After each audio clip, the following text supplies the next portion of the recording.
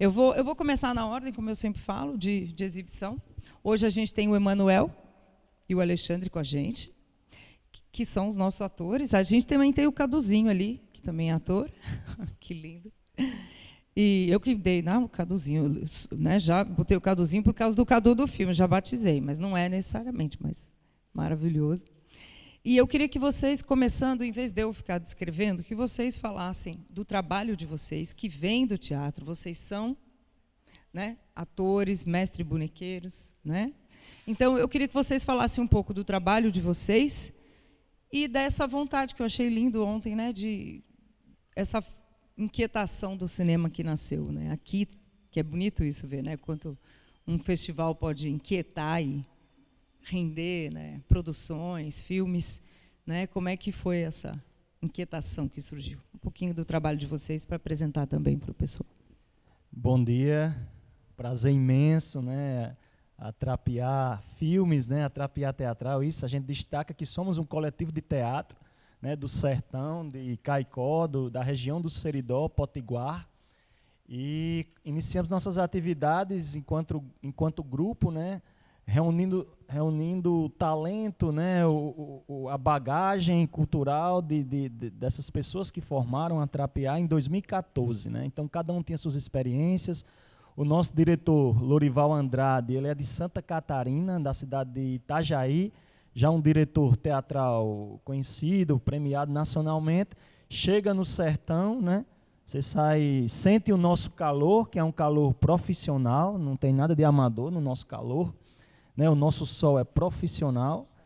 Interessante que algumas pessoas, já assistindo o filme em algumas regiões mais frias do país, só em assistir o filme eu já senti calor. Foi o que eu falei para eles agora. Né, então, assim, essa fala já se repete. Então, assim, chega Lorival e começa a ver o cenário, né, começa a ver nossas histórias, porque tem uma coisa interessante. Muitas vezes a gente, por ser de um local, a gente já está tão acostumado, né, a gente já está naquela vivência ali.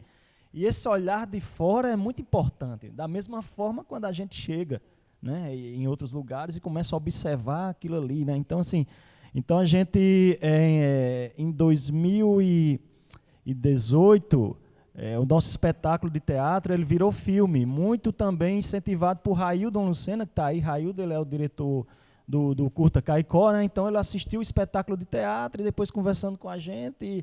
E Raildo movimenta já, né, o audiovisual ali e tal, e começa a falar com a gente, olha, poderia virar filme. Lorival, amante do cinema, né, um cara que já assim, sempre esteve muito presente, muitas cenas de espetáculos nossos, a gente circulou com esse espetáculo PES, que depois virou filme, e esteve aqui em 2018. Né, a gente até teve a premiação da Mística, tudo, foi assim, muito bacana, né? E Lorival, muitas cenas do espetáculo, o pessoal dizia muito isso, falava, o espetáculo de vocês parece uma cena de cinema. Então, assim, essa visão de Raio também lá em Caicó.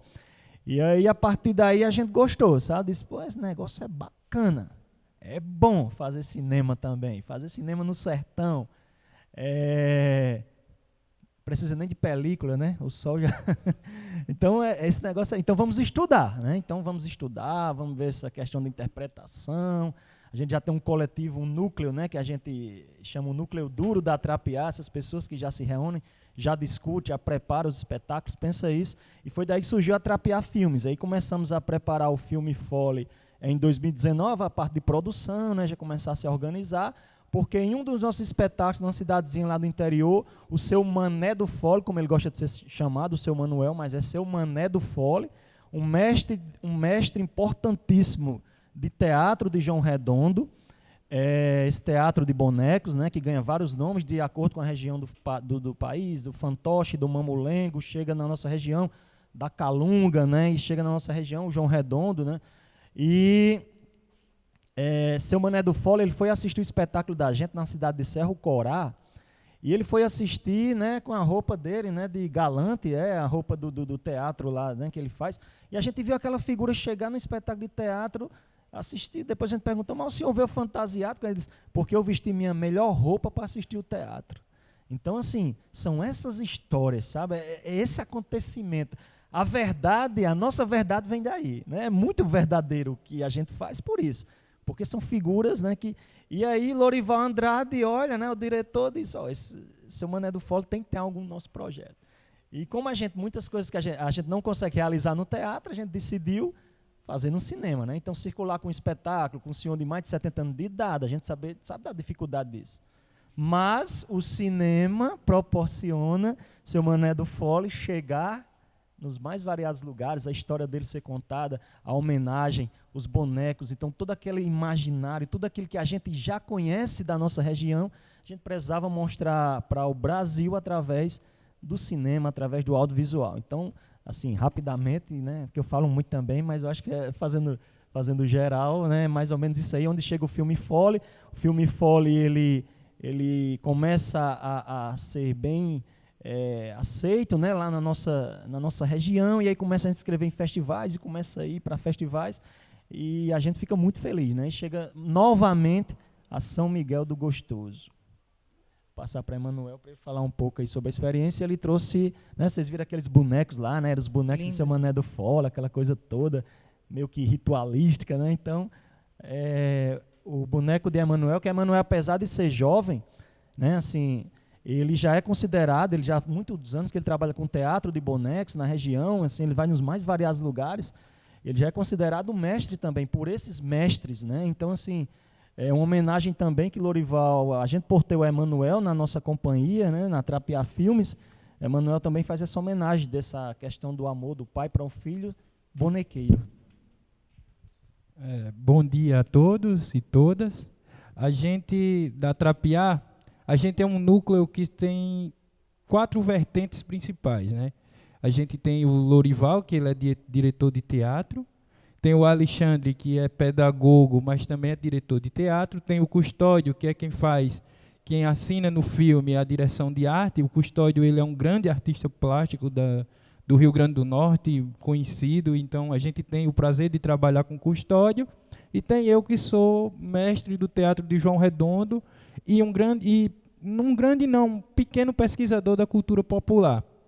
E a Trapiá Filmes, a gente nasceu nesse intuito, como o Alexandre falou, daquilo que a gente não pode fazer em teatro, a gente vai fazer em cinema, tentar fazer, né? Na verdade, é uma luta sempre para quem faz, por conta da condição. Às vezes a gente precisa de um incentivo maior, e quando não tem, a gente vai correr atrás para fazer. E também agora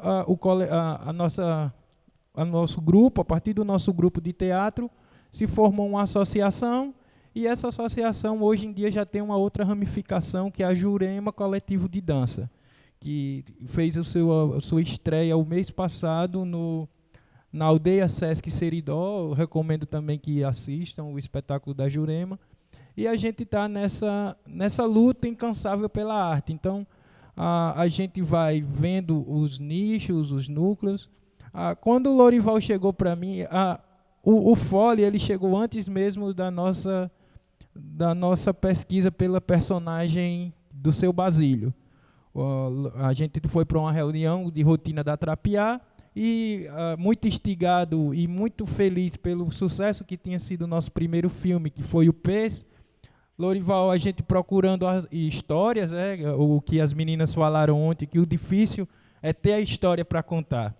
No sertão, a gente costuma dizer que o difícil é saber qual história a gente vai contar, porque a gente encontra muita história no sertão. Então, o sertão, ele é muito místico, muito, muito envolvente. Então, para a gente escolher essa história é muito difícil. Então, a gente começou a pesquisar em cordéis, em livros, trazer histórias, contos, até que um dia Lorival chegou para a gente e disse: fechem os olhos. Todo mundo fechou os olhos, e ele começou a dizer: numa cidade do interior, onde a música é fonte de renda, Seu Basílio, todo dia pela manhã, escuta música clássica em um rádio. Quando o rádio toca, Seu Basílio faz alguns movimentos de seu fole. Seu Basílio mora com seu filho Cadu.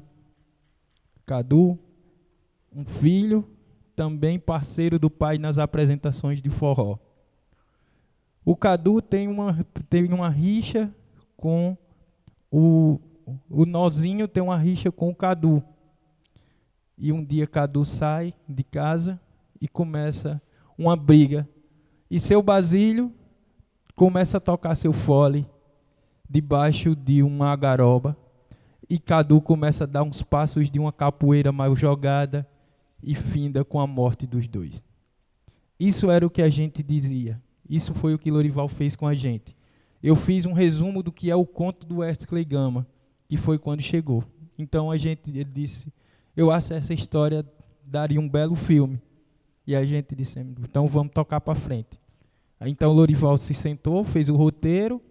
No final do ano passado veio os projetos da Lei Aldir Blanc, onde a gente conseguiu um recurso para fazer esse filme. E aí, um belo dia, Lorival chega para mim e disse, depois que ele fez isso, a gente tentou por um tempo financiar esse projeto nosso, que seria muito bom. Quando a gente estava viajando com o projeto que se chamava Seridó Criativo, que a gente apresentou em 13 cidades do Seridó, o espetáculo Chico Jararaca. Quando chegou em Cerro Corá, eu com minhas relações, a gente tinha uma apresentação do Chico Jararaca, que é o nosso espetáculo, e tinha uma feira de artesanato, o projeto contava com uma feira de artesanato, e eu fazia uma apresentação de boneco na rua. Chegou lá e disse, Alexandre, aqui tem 2 mestres, vamos chamar os mestres para brincar com a gente. A gente pegou o carro de Alexandre e foi lá, chamou os 2 mestres, os 2 mestres vieram para brincar com a gente. E seu Manuel disse, eu não estou podendo brincar, porque meus bonecos, minha mulher, Margarida está fazendo, Margarida é a mulher de seu Manel, e disse, Margarida está fazendo meus bonecos, mas eu vou tocar. Ele pegou o fole e foi tocar para a gente. Quando terminou, Lorival disse, ele tem uma expressão boa, ele vai ser o nosso Basílio. E a gente começou a sonhar com aquela personagem como seu Basílio. 2 meses para frente, Lorival começou a rascunhar o roteiro, chegou para mim e disse, eu não estou encontrando uma conexão, mas a conexão eu achei na própria Trapiá e no que seu Mané faz. A gente tem você, que é um dos mais importantes mestres da cultura do Rio Grande do Norte. Você, aonde a gente chega, é bem visto por todo mundo, e tem seu Mané. Então a junção vai ser, você vai ser filho de seu Mané, e a gente vai fazer essa homenagem ao João Redondo. E disso a gente fez o filme estreou, foi muitíssimo bem aceito, e depois aí a gente partiu para outro projeto que está na incubadora agora, que é o documentário de Dona Dadi, que é a primeira calungueira do sertão, a primeira mulher que tem o registro de mestra do Teatro de João Redondo. Então, Dona Dadi ela foi muito importante para o movimento das mulheres bonequeiras do Rio Grande do Norte, e hoje a gente está terminando a produção desse documentário, onde vai ter o depoimento de vários mestres do Rio Grande do Norte, assim também como vai contar a história de Dona Dadi. Muito bem. Depois a gente quer saber mais, Dona Dadi, e ver o filme o ano que vem aqui, né? Trazer para cá. Que bom, parabéns. A gente vai conversar mais sobre o filme. Se vocês tiverem perguntas aí, já vão pensando também. E é interessante essas junções de roteiro que a gente tem que construir, né? Porque nem sempre a gente consegue estabelecer conexões. Muito bem. Agora, Thaís Fujinaga, diretora de A Felicidade das Coisas, que eu lembro que já teve vários nomes, e eu já vou perguntar isso sobre o nome para você. Mas, Thaís, a gente foi acompanhando os seus curtas, né? A Thaís, não sei se vocês já acompanharam o trabalho dela, mas eu lembro que eu vi o L, os Irmãos Maia. A Thaís exibiu filmes dela no Festival de Berlim, premiada no Festival de Brasília, Festival de Curtas de São Paulo, enfim. Sua carreira de curtas é uma carreira, né, longa e prolífica, assim. Mas, ao mesmo tempo, você também assina roteiros, né, contribui com o roteiro de outras obras, com séries, né, com longa-metragem. Eu lembro muito do filme da Marília Rocha, A Cidade Onde Envelheço, com o qual eu estabeleço as conexões do feminino, né, da mulher, do olhar, né, da mulher, do não dito, que eu acho que é muito interessante no seu olhar. E eu lembro que você trabalhou bastante tempo esse roteiro, né? Que eu acho que a primeira vez que eu soube do seu projeto, ele chamava O Litoral. acho que era o litoral, e passou por laboratórios de roteiro. Aliás, acho que é até interessante a gente falar pelo BR Lab, entre outros, Cabiria também, né? Foi o outro longa que você está desenvolvendo. Então, assim, acho que é interessante, depois a gente pode falar um pouquinho dessa questão de amadurecimento de roteiro, né? Que a gente está num movimento bem interessante disso. Mas, assim, antes de mais nada, a gente sente muito aqui, acho que todo mundo se conecta com nossas infâncias, sejam na praia ou não, né? Com piscina ou não. Pelo menos uma piscininha Regan, acho que todo mundo, né, conseguia ter, né? E essa questão da infância, seus outros curtas trazem, né, personagens, né, que estão na infância, crianças, e a família, né? É um núcleo, o núcleo da família comporta tudo, né? Inclusive o grande Brasil, né? O Brasil. Acho que muito dessa questão do machismo também, ele não está lá declarado, mas ele está, né? Então eu queria que você comentasse como é que surgiu esse primeiro, de novo, estou com essa palavra hoje, essa inquietação, né, de falar, vou construir esse roteiro. Ele me parece que foi sendo construído muito naturalmente, não que não teve muito trabalho, mas naturalmente no sentido de coisas que você foi trazendo da sua infância. E no final ali você dedica, é sua mãe ou sua avó para quem você dedica? Glória é minha mãe. A sua mãe, que você agradece, obrigada pelas histórias, né? Que eu achei maravilhoso. Então eu queria que você contasse um pouco da gênese desse projeto. Bom dia, gente. Bom, o desejo inicial de contar essa história partiu muito daquele espaço, né? Somente no final do filme que as personagens mencionam que cidade é aquela, que é Caraguatatuba. Para quem não conhece, é uma cidade do litoral norte de São Paulo, mas é uma cidade litorânea que é um pouco o patinho feio do litoral paulista, né? Porque ali tem Ubatuba e São Sebastião, Ilhabela, que são as praias da classe média alta, e Caraguá é uma praia onde a classe média baixa, que consegue juntar algum dinheiro, consegue comprar uma propriedade ou só ir para lá, né, para finais de semana e tal. E eu, desde muito pequena, eu vou para esse lugar, e especificamente para um bairro de Caraguatatuba, que chama Morro do Algodão, que tem essa ilha, que é um clube de veraneio, que chama Ilha Morena. E meus pais passaram, né, nos anos 80, férias nesse clube e tinham esse sonho de serem sócios desse clube. Eu fui concebida nesse clube, eu sou de Setembro, então foi em umas férias muito boas que eles me conceberam lá, em um daqueles chalezinhos. Mas depois de alguns anos, meu pai comprou um terreno do lado de fora do clube para economizar, né, com a hospedagem. E ficou durante anos construindo e tal, e eu passei todas as férias da minha infância e juventude, até os 17 anos, naquela casa. E aquela é a casa da sua família? É a casa da minha família, que fica nas costas do clube, né?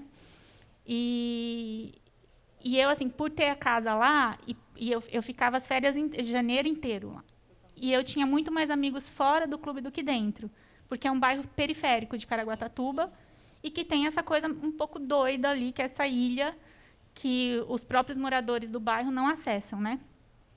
Os locais. E eu tinha uma espécie de vida dupla, assim, sabe? Entre eu poder acessar o clube e, ao mesmo tempo, eu me divertir muito mais com quem estava fora do clube, que eram meus amigos de verdade, não eram amigos só do verão, eram pessoas que eu via todo ano e que até hoje são meus amigos que estão no filme, e muitos deles estão no filme, fora da tela e na tela, como atores coadjuvantes, figurantes. E eu queria fazer uma história sobre esse lugar, assim, esse lugar que, para mim, é muito peculiar. E essas fronteiras, né, entre o que é a propriedade de um, o que é a propriedade de outro, o que é ter acesso a sei lá, esse status de sócio de um clube, o que é ter uma casa de praia própria, o que é ter a sua piscina. E daí, a partir disso, eu fui buscando outras inspirações, assim, que tem a ver com vivências minhas e tem a ver também com um olhar para um momento da nossa sociedade, que é um momento em que eu comecei a escrever o filme, que foi em 2015. A ideia era anterior. Na verdade, assim, a ideia desse filme nasceu como uma ideia de curta-metragem, há bem mais tempo atrás, que eu nunca realizei porque era um curta que seria muito difícil e caro de fazer, por ter pelo simples fato de ter que se deslocar, né, da capital para o litoral. E daí, quando eu fui convidada pela Filmes de Plástico, que é a produtora do filme, para fazer parte do núcleo criativo deles, eu, em uma sentada, transformei aquele curta em um argumento de longa.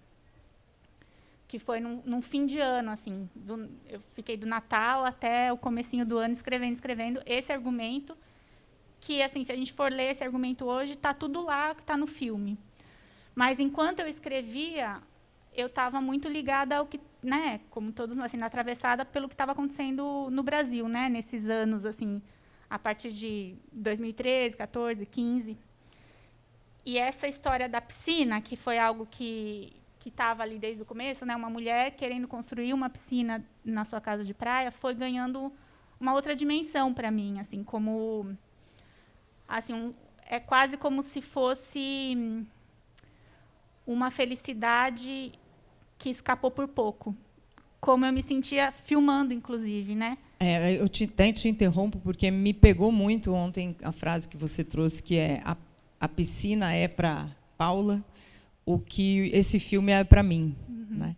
Mas eu fiquei muito feliz que no final você tem seu filme. Sim. Né? Ao contrário da piscina que levaram. Né? Eu falei... sim, eu tenho o filme. Mas é isso, assim, a história surgiu desse desejo de falar sobre um núcleo familiar específico, que tem desejos muito específicos, e dentro da própria família, né, os desejos são conflitantes, e, ao mesmo tempo, ter esse pano de fundo que fala um pouco sobre o Brasil, né, sobre essa classe média, o nosso desejo de consumo, que às vezes é deslegitimado, mas que é algo que eu acho um pensamento elitista, né?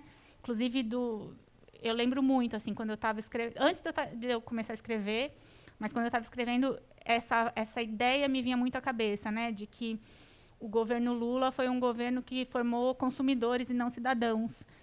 E tinha até muitos questionamentos sobre a questão do ICMS, para comprar carro, e daí gente comprando carro, pobre no aeroporto, esse tipo de coisa, que é um discurso extremamente elitista que a gente vê, inclusive, entre a esquerda. Né? E tem uma leitura do filme que é possível, de que a Paula, por desejar esse objeto material, é isso que traz infelicidade para ela, mas a minha leitura e o modo como eu pensei a construção do filme era justamente o oposto, né? O desejo dela é legítimo, sim, né? Para mim, a frase mais importante do filme é aquela que diz para a mãe dela: mania de achar que a gente não pode ter as coisas, quando todo mundo quer ter coisas, inclusive a gente quer ter, sei lá, objetos materiais. Eles são caminho para uma felicidade possível. Eles não são a felicidade, porque a felicidade talvez nem exista, né? A felicidade é algo transitório. Mas o momento que eles entram naquela piscina e que eles usufruem daquela piscina é um momento de felicidade plena, mas é pontual, como toda felicidade. E é isso que, embora eles não tenham a piscina no final, para mim, né, eu nem sei, falando criticamente, eu acho que o filme não passa isso, mas a minha ideia é que haverá um outro momento possível em que essa felicidade poderá ser alcançada. Não é agora. A nossa felicidade foi adiada, né, por conta de um contexto, né, que é micro e macro, né, individual e coletivo. Se vocês tiverem perguntas, tá, gente? Estamos aqui. Mas é muito interessante, sem querer trazer o meu aqui, mas trazendo, porque para mim é impossível. Eu também cresci, passei todas as férias da minha infância em Caraguá, só que na outra praia, na Martim de Sá, que é uma praia mais bonita. Tida como mais bonita, ela tem areia fofa, né? Gente, é a mais badalada. Martim de Sá de Caraguá. Mas a minha avó era caseira, de um terreno imenso que tinha, e o dono não ligava, quase uma floresta. E a gente cresceu nesse mato, perto da praia, que para mim era um paraíso. Eu era feliz e sabia.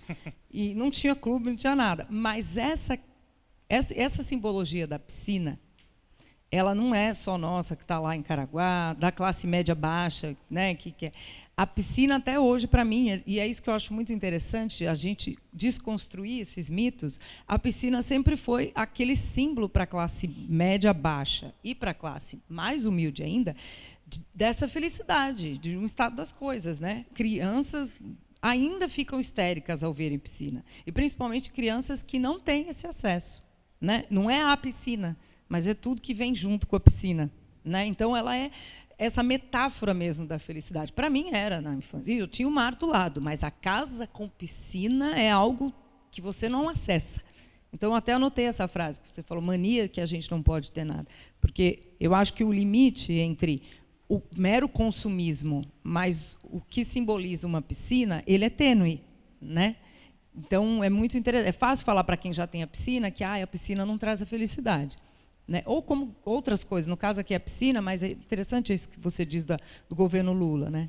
Diz para alguém que não tem uma casa própria, ou não tem a sua linha branca, né? Aquela história da linha branca, né? A geladeira, o fogão, o micro-ondas, que isso não traz, né, felicidade, né? A questão é o bem-estar. Então, para mim, isso é muito simbólico, né? A piscina, para mim, é só a metáfora que você usa, né?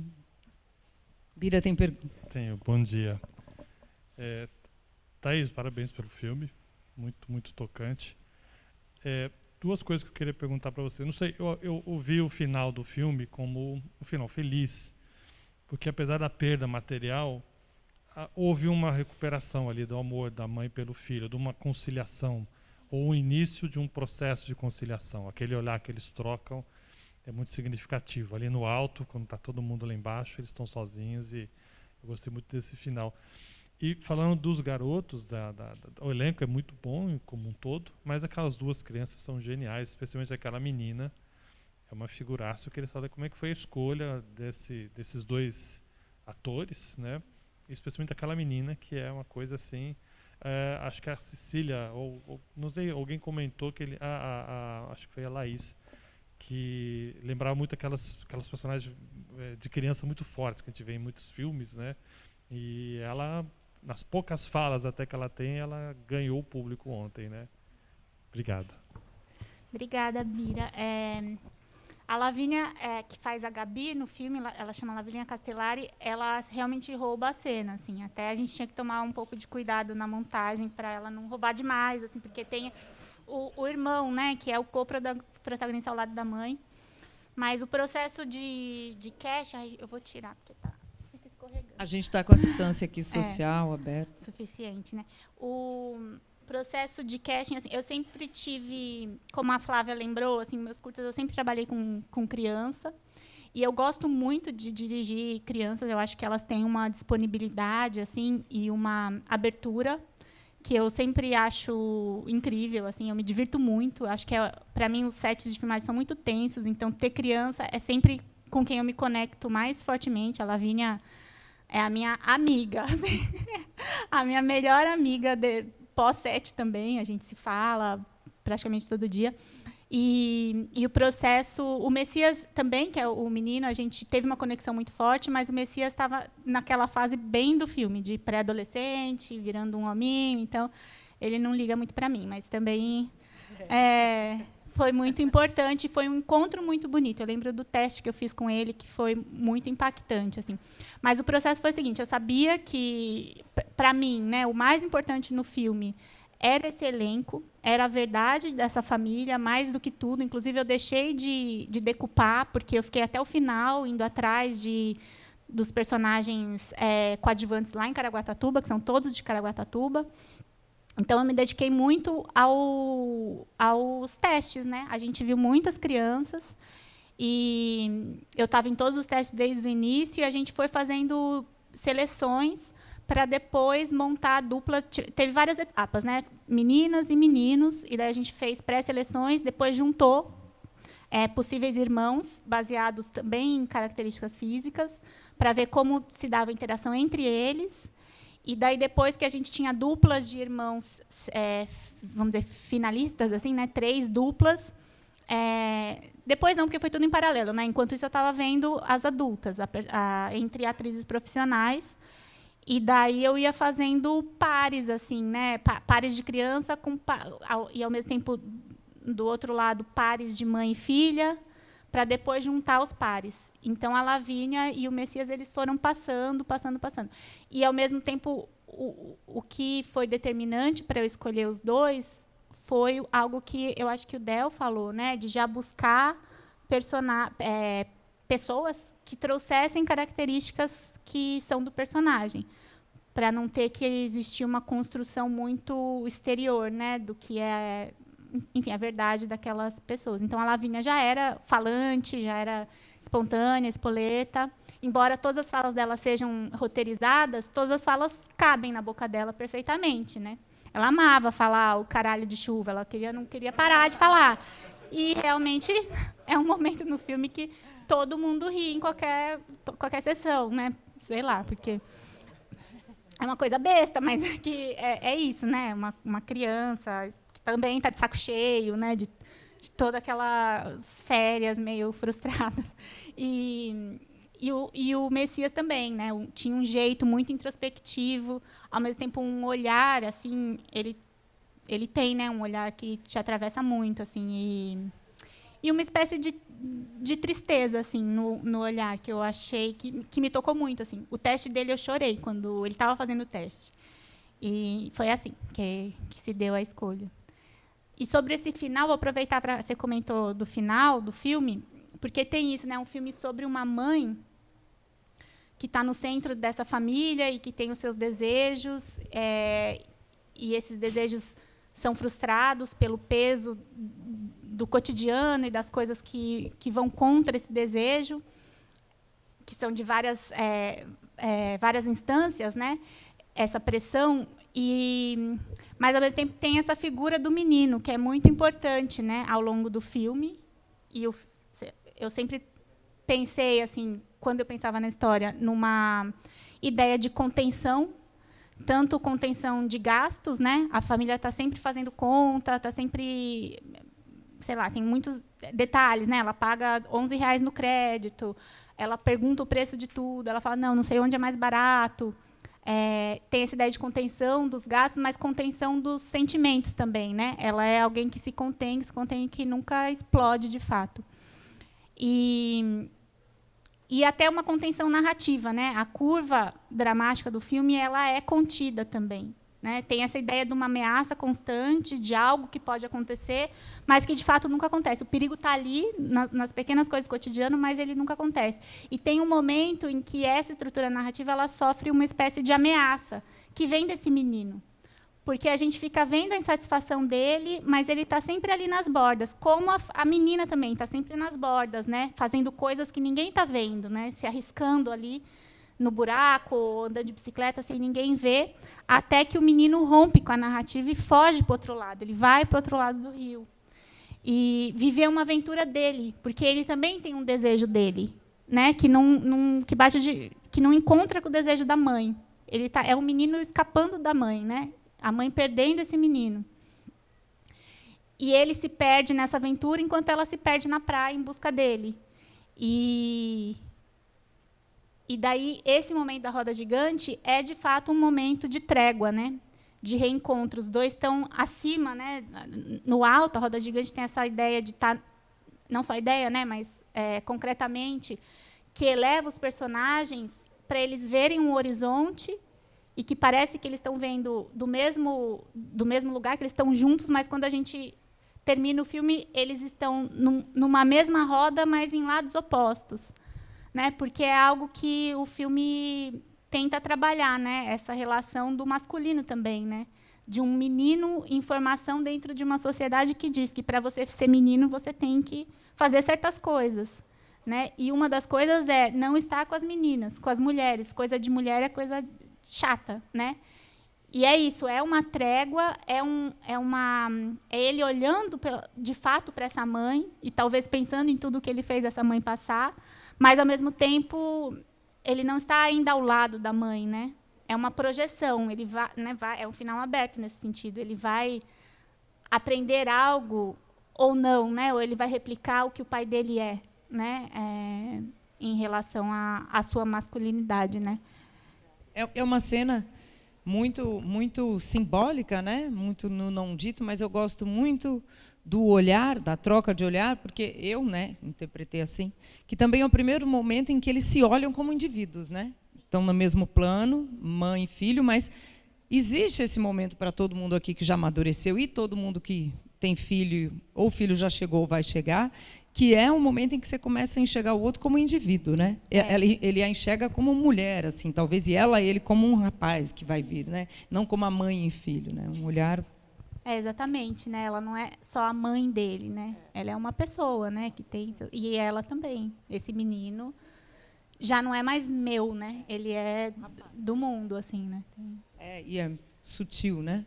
Eu acho que tem uma relação com o Fole, no sentido de que o Fole tem esse universo artístico e de comunhão entre os pais, né, dessa que até lembra também o Portugal Pequeno, né, que é uma relação entre pai e filho que é amorosa e que é afetuosa, mas ao mesmo tempo ela é atravessada pela necessidade de você do seu personagem como homem se mostrar no mundo performando essa masculinidade que é violenta, né?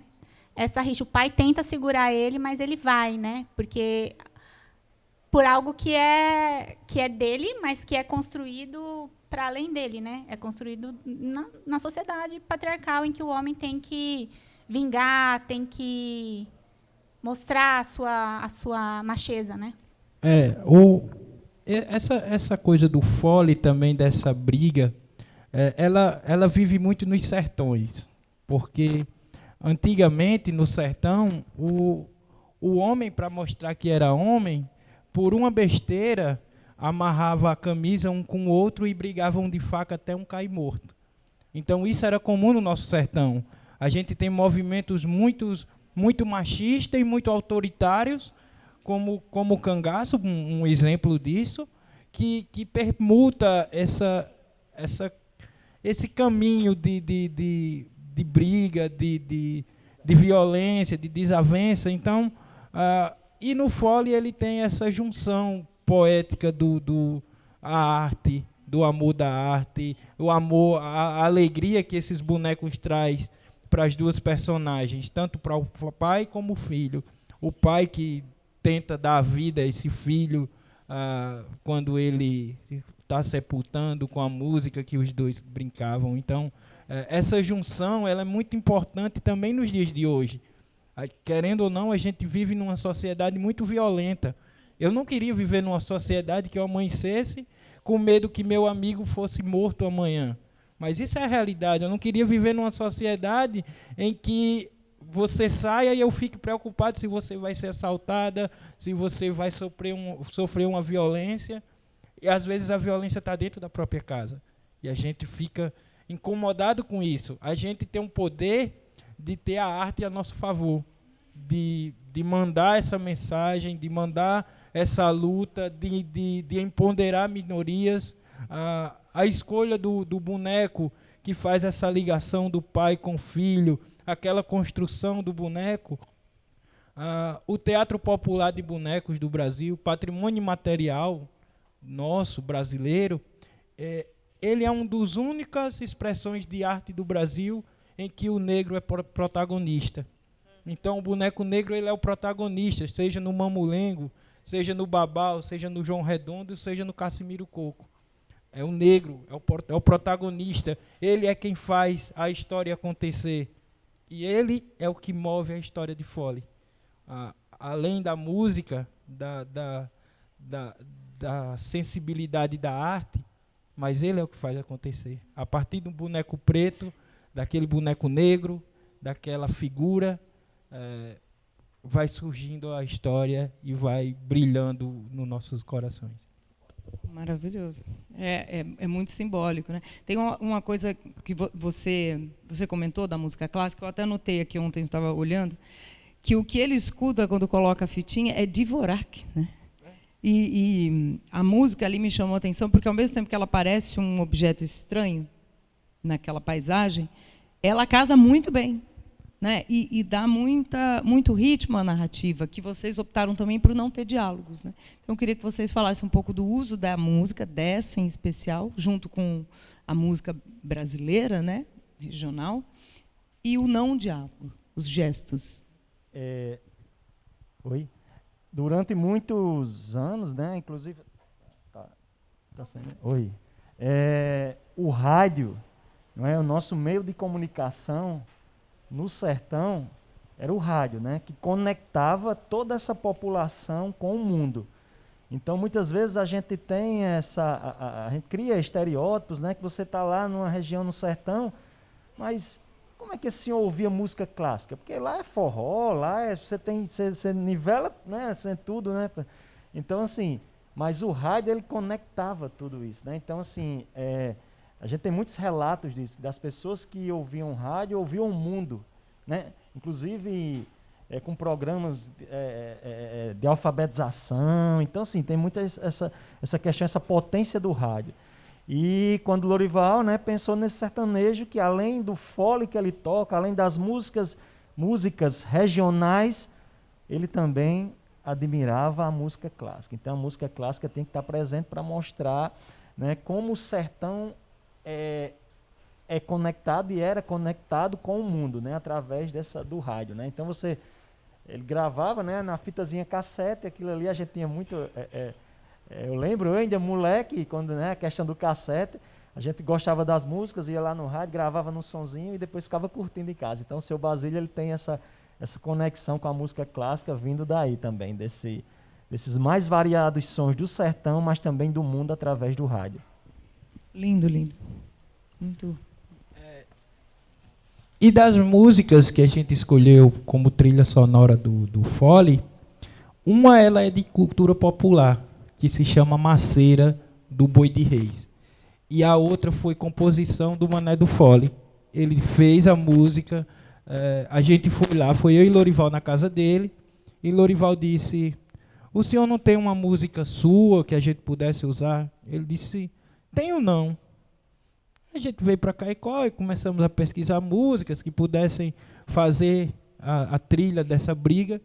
Quando a gente chegou lá para pegar ele disse, eu tenho um negócio para vocês.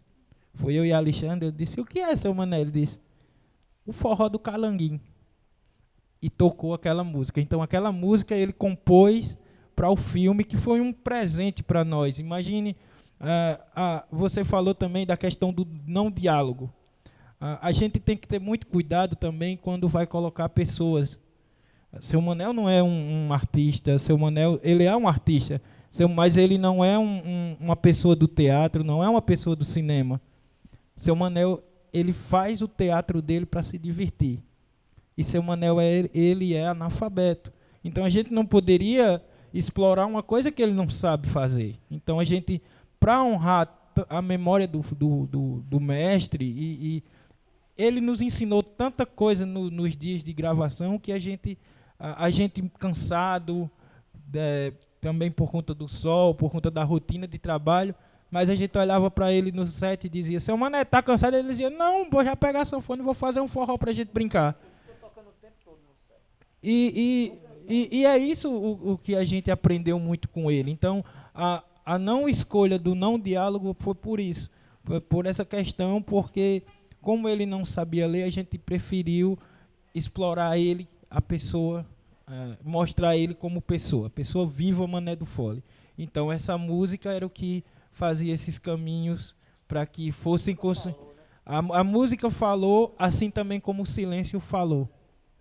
A gente, na Trapiá, a partir do nosso espetáculo Peso, a gente começou a trabalhar também com as paisagens sonoras como é o nome, de Schaeffer, através do nosso amigo e também participante da Trapiá, Glailson França, que é maestro. Então ele nos trouxe essa criação do Schaeffer, da paisagem sonora. Então é tanto que muitas vezes o filme Fole, em duas pessoas que assistiram a mesma sessão, vão ter duas histórias diferentes. E isso é incrível, fica no imaginário de cada um. Maravilhoso, maravilhoso saber. Thaís, tem pergunta aí? Qualquer coisa, tá? Estamos aqui. Thaís, eu queria que você comentasse sobre a história dessa mulher também, porque eu sinto muito. Existe um protagonismo coletivo, né, desse núcleo familiar, mas as relações entre as mulheres, ela e a mãe, né? E as arestas de família, né? Quem também não tem, né? Então, aquelas cutucadas, né? Que a gente leva ali da família, e ela com a mãe, tem uma cumplicidade, mas tem mágoa, né? Essa mãe é uma avó, mas ela também tem esse lado, né? E são diálogos muito econômicos, mas muito fortes em si, né? Ela fala, se eu bati é porque você mereceu, né? Isso é de uma carga, né? Traz muita coisa numa pequena frase. E você também como diretora, né? Eu lembro, ontem também teve o debate da Thaís com a Laís, e a gente falou-se aqui sobre a questão de ser diretora, mulher, se colocar, né? A Thaís ajudou a desenvolver projetos de muitas pessoas, né? Na produtora onde ela trabalhou, e às vezes, eu já ouvi você falar sobre isso, a gente dedica-se tanto a outros projetos e não desenvolve os nossos, né? Essa é uma questão premente sempre, principalmente quando a gente fala de mulheres na direção. Então, queria que você falasse nesse seu olhar de diretora, né? E o olhar de diretora sobre outras mulheres, né? Sobre histórias de mulheres. Ontem, quando eu estava conversando com a Laís, eu comentei, né, que desde do meu primeiro curta, sempre estava lá essa figura da protagonista feminina e questões muito semelhantes ao que tem nesse filme, em outros trabalhos que eu já fiz. Mas, assim, a consciência de que isso vinha muito naturalmente, por eu ser de uma família, não só por eu ser mulher, mas por eu vir de uma família que é composta majoritariamente por mulheres. O meu pai morreu quando eu era bastante jovem. Eu tenho, além da minha mãe, que é uma figura muito forte, assim, e que é claramente a avó do filme, é baseada na minha mãe. Eu tenho 2 irmãs mais velhas e um irmão e muitas tias, e muitas primas. Então, para mim era muito natural, assim, contar essas histórias. Até é engraçado que as minhas irmãs, elas me cobram um pouco, assim, veladamente, por que eu não falo do meu pai, já que meu pai é essa pessoa que morreu muito cedo e que marcou muito as nossas vidas, né? Elas até acham, assim, um pouco, não sei, que talvez eu seja um pouco ingrata ao meu pai, porque eu tenho uma obsessão pela minha mãe. Mas é isso, assim, a minha mãe é uma figura que realmente é muito central e que é muito prolífera em contar histórias e que tem essa personalidade,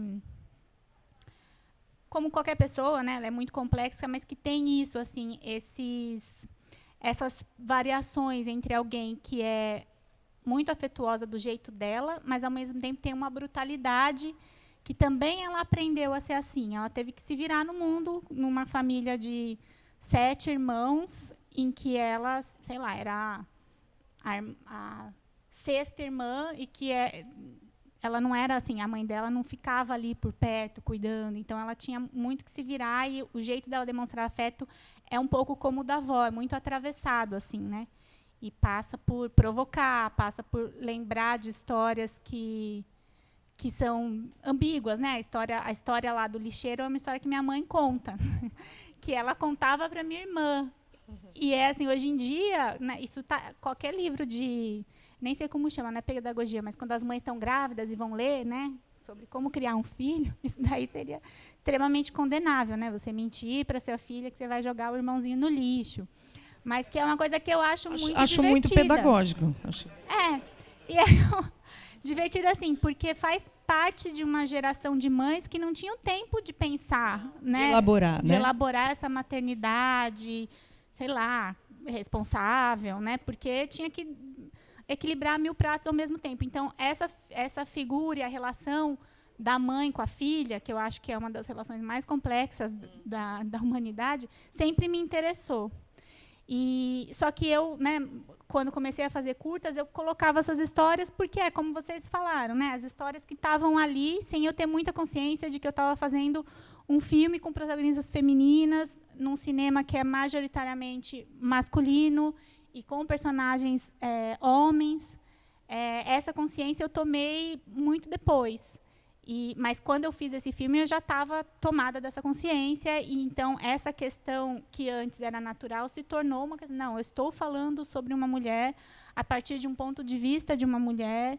em que eu não quero que essa mulher seja vitimizada, mas, ao mesmo tempo, ela não é... A gente não chegou ainda nesse ponto de que ela consegue tudo, que ela vence. Por isso que tem essa melancolia, ao mesmo tempo que aponta para um futuro que pode ser de esperança, né? Que é...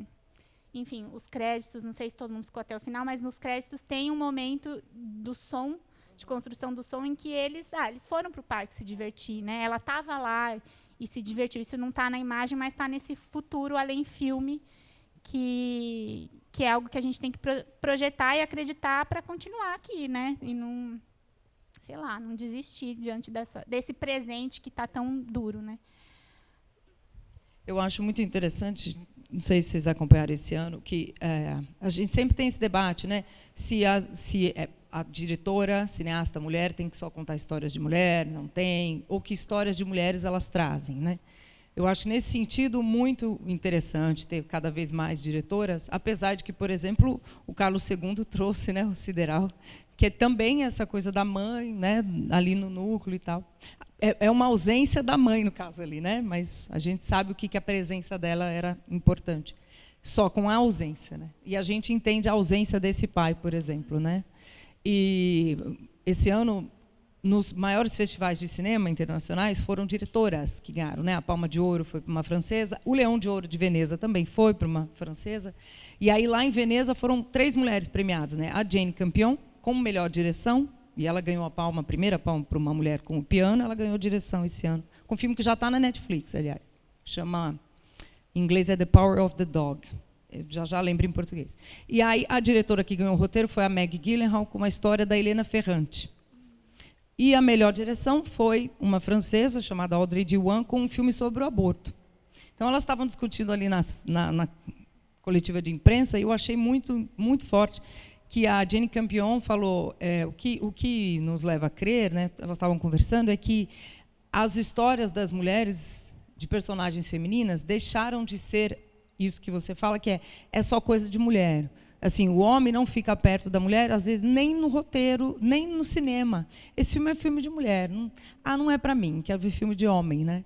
E as mulheres estão trazendo histórias de mulheres que são muito interessantes, que nos dizem respeito, que nos interessam, né? E para os homens também, porque são ótimas personagens, ótimos conflitos. Então, para mim é uma coisa muito simbólica, assim, a gente vê você com o seu primeiro longa, a Laís, que está já, né, acho que no 6º ou 7º longa, 5º, já estou no 6º, já estou, tá vendo? Já garanti mais 2 ainda. Então, é um movimento muito interessante de trazer essas narrativas, né? Você não acha? De que novas personagens, novas histórias, que sempre tiveram ali, mas talvez ficaram meio... Essa personagem feminina não vou explorar muito. Sim, com certeza. E eu acho que é isso, né? Quanto mais diverso e mais pontos de vista a gente tiver no cinema sendo representado por diretoras mulheres, diretores homens, mas que tragam essa diversidade de olhar para o que é a mulher, né, na sociedade, no seio da família, ou dentro de movimentos de luta e de resistência, melhor para tudo, para o cinema em si, né, o cinema com C maiúsculo. Mas, ao mesmo tempo, é muito engraçado, né, essa questão. Eu me percebo uma diretora mulher quando eu vejo a diferença de reação, de forma geral, né, ao filme, de homens e mulheres. É muito sintomático, assim, porque os homens, normalmente, eles... Pessoas, né, que vieram comentar o filme comigo, não todos, mas muitos dos homens, eles se conectam muito com o menino. E isso é natural, né, no sentido de que a vivência deles, cada um traz a sua vivência e traz, a partir da sua vivência, um modo de ver o mundo, né? E eles veem muito mais o menino do que a mãe, ao contrário das mulheres, né? Ou das mães, das mulheres que são mães, né? Já tive conversa com mulheres que são mães e que, enfim, veem tudo, todas as camadas daquela mãe, de forma diferente de outras, enfim, outras subjetividades. Mas uma coisa, eu vou falar isso porque o Del comentou, não sei se foi no debate ou na conversa que ele teve com o Rafa Sampaio, sobre a leitura de alguns críticos sobre o filme dele, né? E uma coisa que eu li em uma crítica, que eu fiquei assim, eu vou falar porque eu acho que a gente tem pouco espaço como realizador de fazer a contracrítica, né? Quase nenhum, né? Quase nenhum. E o crítico falava que o subtítulo da crítica era Benzinho 2. E eu achei extremamente ofensivo, assim. Porque assim, na cabeça dessa pessoa, só porque existe uma protagonista que é mãe e que está no centro, o meu filme é igual a Benzinho, que tem uma protagonista mulher, que é mãe, sendo que são filmes de tom completamente diferente, de estrutura narrativa completamente diferente, e que, enfim, é isso, sabe? As pessoas ainda estão se acostumando a absorver esse tipo de história e entrar no que aquela história propõe. Histórias de mulheres também têm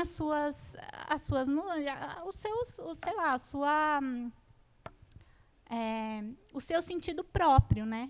Você não, quando você vai assistir um filme com as expectativas do que você acha que é o bom cinema ou a boa narrativa, você deixa de estar aberto justamente à diversidade dos olhares, né? É que eu imagino que a associação da pessoa é um núcleo familiar, uma mulher no núcleo familiar, com todos os seus dramas, logo quase tipificando, né? Quase criando um selo aí, né? Eu posso falar que o que me pegou muito no filme ontem, a relação da mãe com o filho, é porque muitas daquelas situações eu vivi enquanto criança. Então, quantas crianças não são, quantas pessoas, quantos homens, quantas mulheres foram criados por uma avó e por uma mãe? Quantas crianças daquelas nunca foram para o parque e a mãe olhou e disse, olha, você só vai ter dinheiro para andar uma vez, 2, 3, não vai andar, a gente só vai ver. Isso aconteceu com quantas pessoas aqui? Quantas já viveram aquilo? Eu acho que quando surge esse debate, e esse debate sobre o papel da mulher, tal, se criou-se no Brasil hoje, no movimento de boneco, uma coisa que se chama Rede Brasileira de Mulheres. Porque justamente por isso que vocês nos relatam, ontem eu fiquei muito atento ao debate de ontem, e hoje isso me faz ver que tem solução. As mulheres se reuniram e disseram, opa, peraí, a gente toda a vida teve aqui, mas hoje a gente está esquecida. Quando vai falar, por exemplo, tem notícias que antes de Dona Dadi já tinha muitas mulheres que brincavam, mas quem era reconhecido era o mestre. Então, o mestre, vou falar um nome aleatório, o mestre Antônio vai brincar, mas o mestre Antônio não brincava só numa tolda, não brincava só numa barraca. Tinha mulher. Outra coisa que as mulheres também começaram a se questionar, enquanto fazedoras de teatro, fazedoras de arte, por que o homem, quando vai fazer a voz de mulher, tem que afinar a voz? Por que não pode fazer uma mulher com a voz um pouco mais grave? Não tem mulher na... por que o homem tem que fazer... Ai, Maria, por que isso não... Por quê? Por que a mulher não pode ter uma voz mais grave? Não existe mulheres com voz grave no mundo. Então, eu acho que o que eu vejo desse movimento das diretoras, também das roteiristas, eu acho que a mulher ela nasceu e deve contar qualquer história que ela quiser. A história que a mulher tiver que contar, ela vai ter que contar. Não por ser um movimento, mas por ser histórias. Histórias são necessárias para que a gente tenha uma sociedade melhor. Então, o ponto de vista de uma mulher, às vezes, é diferente do meu. Mas não é porque eu seja homem que ele deve ser maior do que o seu. São pontos de vista iguais, diferentes, e é isso. É simples assim. Eu acho que quando a gente traz a temática do Fole, pela visão da Trapiá, foi uma história que a gente contou. Poderia ser 2 mulheres. Não poderia? Foi uma forma que a gente achou de contar essa história. Então, eu acho que esse movimento, além de muito bonito, ele é muito prazeroso de se ver. De vocês se empoderarem desse lugar e dizer, eu vou contar a história que eu quiser. Porque eu posso, eu devo e histórias são necessárias. Obrigada, é isso aí. Arrasou. A gente tem uma pergunta aqui. Bom dia. Mas só complementando, é porque realmente a curadoria esse ano foi muito feliz nisso, né? Porque todas as histórias que a gente acompanhou aqui são de protagonistas fortes, muita representatividade, né? Especialmente negros, mulheres. Então, foi uma observação que eu queria colocar. E para a Thaís, eu queria entender um pouquinho sobre a questão da montagem, porque o filme eu percebi assim que tem uns elementos muito sutis, né? São cenas muito rápidas e do cotidiano, mas que chamam a atenção no contexto, né? Por exemplo, a menina abrindo a sacola para pegar a bolacha. É uma cena que poderia ser cortada, vamos dizer assim, mas que faz a diferença porque a gente consegue idealizar a personagem pelos trejeitos dela. Então, eu queria entender um pouquinho como é que foi esse processo de montagem, né? E se o ritmo que você queria era aquele mesmo, né? Porque assim, a gente sabe que você só tinha feito curtas até então, e aí para o longa teve essa adaptação. Queria saber se você sentiu essa dificuldade aí nessa transição de curta para longa e a respeito da montagem do filme. Como que é seu nome? Caio? Ailton. Muito, muito boa a sua pergunta. Agradeço. Eu sempre tive muito esse medo de fazer longa, porque eu sofria muito fazendo curtas, né? Eu falava, gente, eu não vou aguentar. Imagina, o sofrimento 4 vezes multiplicado fazendo longa. E assim, amigos que já tinham feito longas falavam justamente isso. Não, uma das coisas mais difíceis é a montagem, né? Que muda muito do curta para o longa. E realmente foi um processo bem difícil, assim, sabe? Nos curtas, tudo que eu filmava entrava, né? E nesse longa a gente tirou muitas coisas e demorou para achar essa cadência. Demorou bastante. E foi um processo de ir sentindo o que iria trazer essa sensação que o filme, para mim, tem um pouco de acumulação, sabe? Que a gente vai... os dias vão se acumulando. A gente acompanha os últimos dias de férias dessa família, que tem essa espécie de deadline para terminar a piscina antes que as férias acabem. Mas, ao mesmo tempo, cada dia é como se fosse uma estrutura de diário, sabe? As pequenas coisas. Eu, por exemplo, quando eu era adolescente, inclusive, eu achei, durante a pandemia, os meus diários de adolescente, e que eu fui lá, né, na época de Caraguá, em janeiro, que eu estava lá em Caraguá. E tinha várias páginas em que eu escrevi assim, hoje não aconteceu nada. Porque, às vezes, era um tédio. Daí, na página seguinte, não, aconteceu isso, isso e aquilo. Mas tem isso, assim, né, de você ficar acompanhando um nada que, no cúmulo, na somatória, chega lá no final e você entende o que cada coisa estava sendo... estava sendo um passinho, não no sentido dramático, clássico, né? Mas estava não um passinho de uma escada, mas de uma sobreposição mesmo, né? De olhares, de pressões, pequenas tensões veladas de um perigo que parece que está sempre rondando aquele buraco, aquela família, mas que não se concretiza de fato. E daí, conforme a gente foi montando, a gente foi limpando, tirando algumas cenas, a gente achou esse jeito de... que eu tenho dúvida, na verdade, porque eu vi o filme 3 vezes projetado, né, em tela grande. Ontem foi a quarta, porque a primeira foi um teste de projeção. Mas, cada vez que eu vejo o filme, eu sinto coisas diferentes do filme. Assim. Teve uma sessão que eu falei, nossa, até que ficou bom o filme. Mas aí tem gente que fala, gente, por que a gente cortou aqui? Por que está assim? Mas tinha essa ideia, Ailton, ao mesmo tempo de ser lento internamente, as cenas, dos cortes serem bruscos. Porque é isso, é como se fosse uma ideia de que você está acompanhando, mas tem coisas que a gente não vai ver.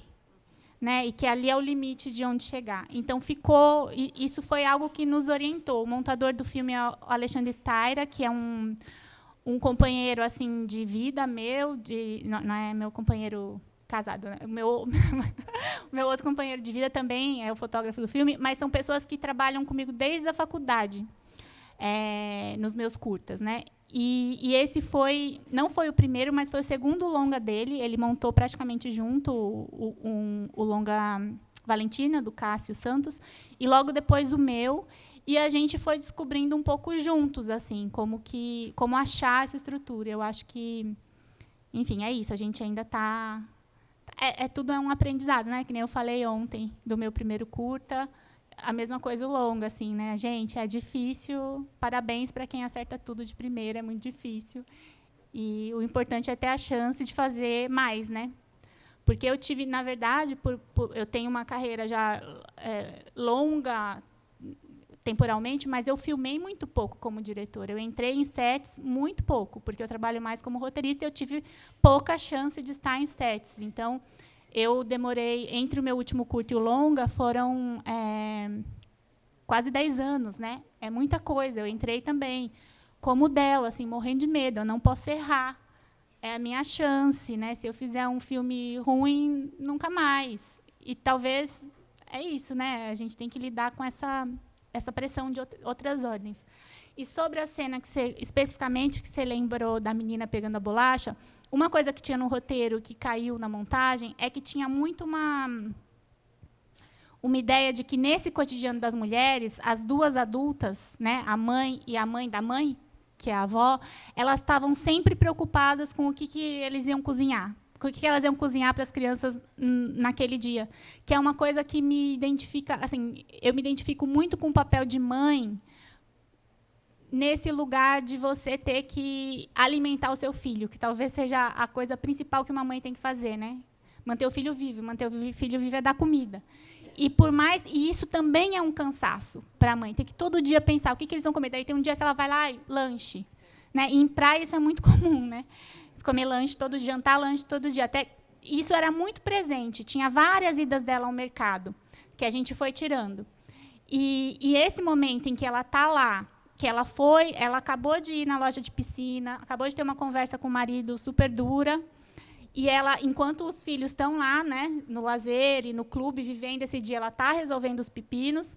E eles chegam em casa, isso daí é uma coisa que eu vejo, esse plano me dá muita raiva, porque eu não sei porquê, era para sacolas de supermercado estarem todas assim, para cima, sabe? Ela meio mergulhada nas coisas, porque tem essa coisa dos elementos materiais, que são produtos também, né? Era para ela estar escondida, eu não sei porquê, não sei, eu não vi, na hora eu estava pensando em outra coisa, eu esqueci de falar para o diretor de arte, levanta essas sacolinhas. E a menininha chega e ela não sabe o que aconteceu com aquela mãe, né? E ela vai direto pegar uma bolacha e sentar para comer. Aí, a ideia era essa, assim, por isso que ficou. Não sei se pareceu que sobrou, mas é por isso que ficou esse momento. Para mim, esse momento é muito simbólico no sentido de que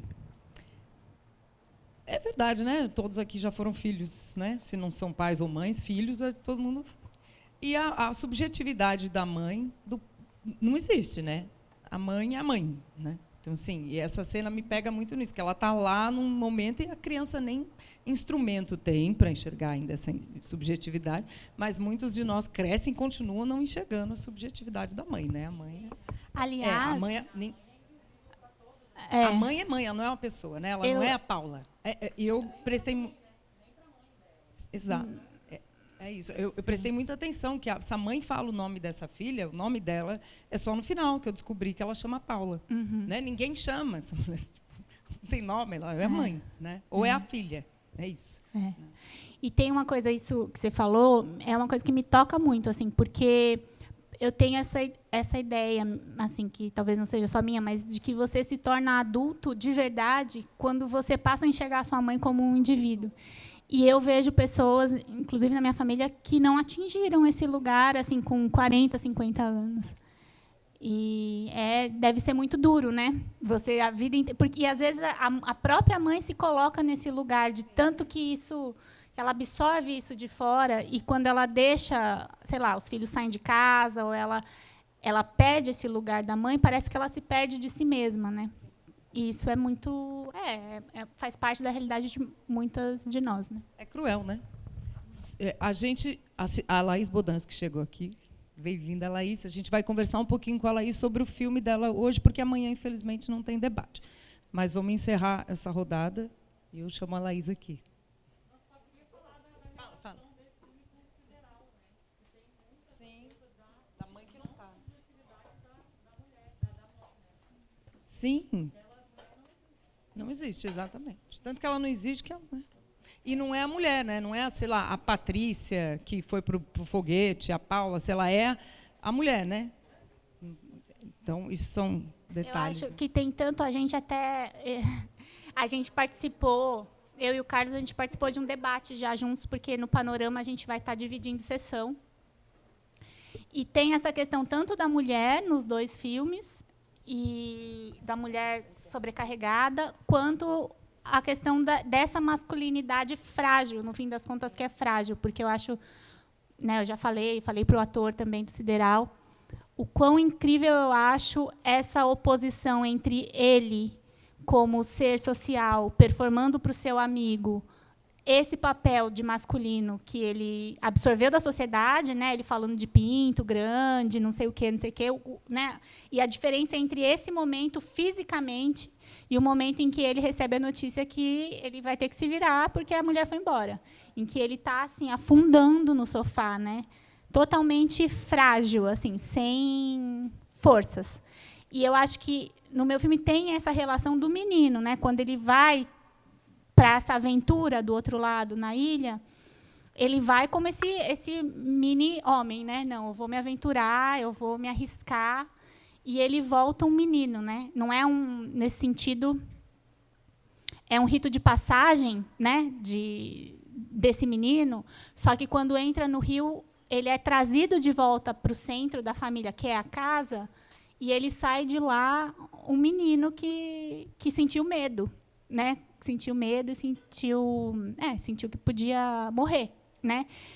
E eu acho que tem essa conexão também, não só do lado das mães, das mulheres mães, mas dos homens também. Com certeza. Gente, a gente vai ter que encerrar hoje no horário lá, porque o Pupo está ali, ó, só para... Tá? mas vamos lá, vamos tentar ser breve. Opa, tudo bom? Gostaria de parabenizar a mostra e as pessoas que realizaram os filmes, que estão aqui hoje. E eu queria falar sobre a felicidade das coisas e aquele personagem que é um pescador que está lá no Rio. Eu queria saber um pouco como a diretora, Laís, pensou nessa questão do direito... Thaís. A Laís é ela. Perdão. Thaís. Como foi que surgiu essa relação da mãe, da família, desse núcleo familiar com esse pescador? Porque ele tem o acesso àquele rio, mas é uma coisa meio velada, assim, eles não é uma coisa muito tranquila. E ainda as crianças também trocam ideias com aquele rapaz. Ele fala sobre o rio e até uma forma de também dar medo às crianças do rio também. Eu acho que isso se reflete nessa cena, que ele tem um medo de entrar, tem um medo de nadar. E queria saber mesmo dessa questão da geografia, da paisagem, do acesso a esse recurso do rio, né, em relação à propriedade privada, que seria a casa. Como é que se deu essa relação e essa questão? Você como chama? Meu nome é Paulo. Paulo. Então, Paulo, obrigada também pela pergunta. Eu falei, né, lá no começo, que a ideia desse longa, na verdade, nasceu de uma ideia de curta, que daí, quando eu pensei em transformar em um longa, eu fiquei pensando que outras camadas a história poderia ter, e daí que veio a ideia desse pescador, assim, né, que traz também um contexto desse local, que é um local... como eu disse, né, o Morro do Algodão, ele é um bairro periférico de Caraguatatuba, e tem muitos pescadores locais que pescam nesse rio, que é o rio Juqueriquerê, e que foi um rio cuja margem foi tomada por casas, nem tanto de veraneio, mas casas dos próprios moradores. E essa ideia da propriedade privada, né, como um sonho caro à classe média, a classe média alta ou baixa, né, que é a classe baixa, ou classe média ascendente mimetiza das classes mais altas, absorve, era algo importante para construir, inclusive, camadas para protagonista, né? Esse é um lado um pouco questionável dela, né? O fato dela não querer que aquele homem vá ali pescar, ao mesmo tempo que, do ponto de vista dela, ele é uma potencial ameaça, porque ela está sozinha ali, sem nenhum homem na casa para proteger. E enfim, foi por aí que eu pensei, assim, a relação entre quem vem de fora e quem mora ali e que usufrui do rio, né? Tem uma hora que ela fala, então, se o rio é de todo mundo, pesca do lado do clube. Né? Que também, essa história da Ilha Morena é uma história de uma ocupação de uma família rica. Eu não posso, estão gravando, não posso falar porque o clube apoiou a gente, mas é uma história de uma ocupação de uma família rica que foi lá e construiu uma ilha. Quer dizer, construiu um clube numa ilha, assim, né? Que é um clube privado, né? Você tem que pagar para entrar. E os pescadores não têm acesso, né? Então, tudo essa complexidade assim das relações sociais, né? E de que, no fundo, a Paula e a sua família, eles estão muito mais próximos socialmente desse pescador do que de quem está lá na ilha. Mas, ao mesmo tempo, assim como eles são intrusos na ilha, ela vê esse pescador como um intruso na casa dela. E quando o menino ele se junta aos meninos filhos do pescador para entrar no clube, eles, ao mesmo tempo que subvertem essa lógica, porque eles conseguem entrar, eles entram no clube, mas eles ficam fora da festa. Né? Então, tudo isso, sabe, eram ideias que permeavam o roteiro. Né? Quem acessa quais espaços? Até que ponto você pode acessar espaços que não foram designados para serem seus? Vitor, e aí a gente encerra essa rodada.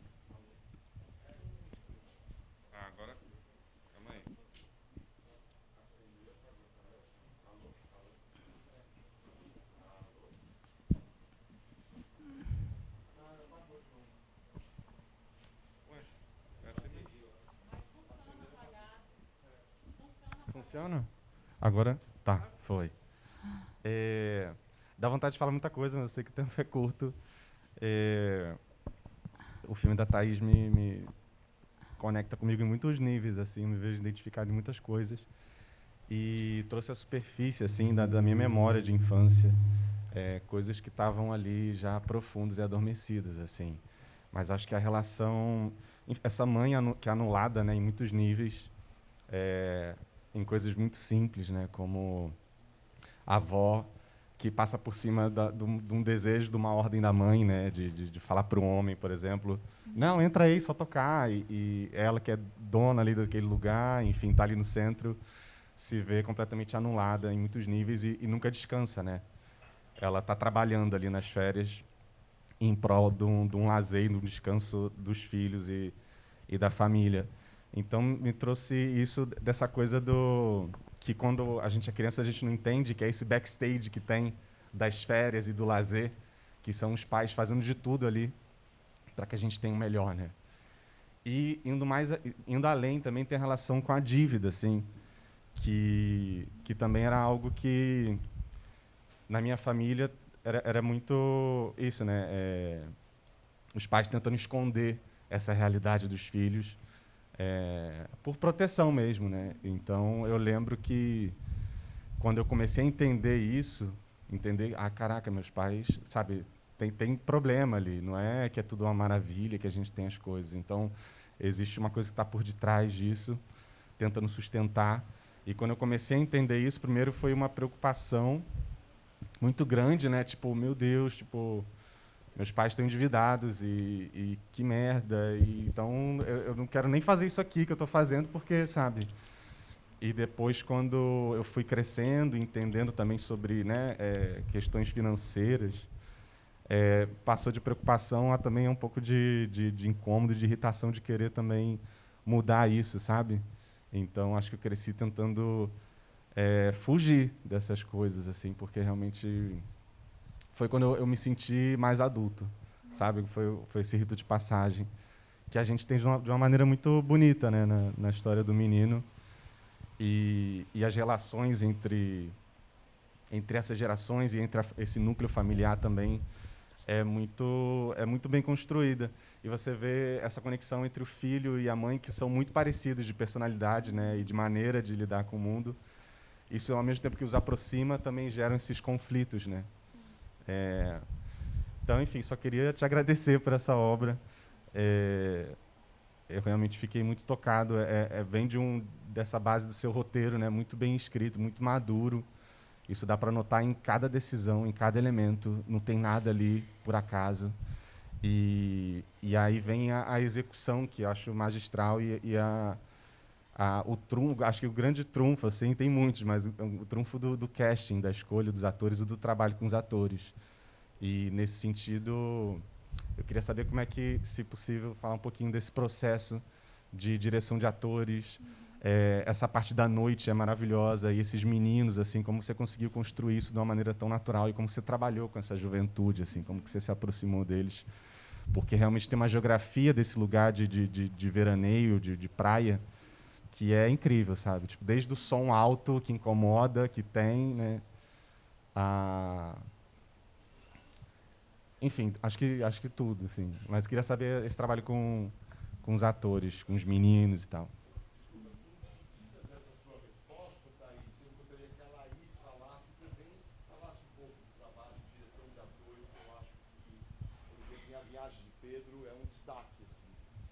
É isso, deu para ouvir.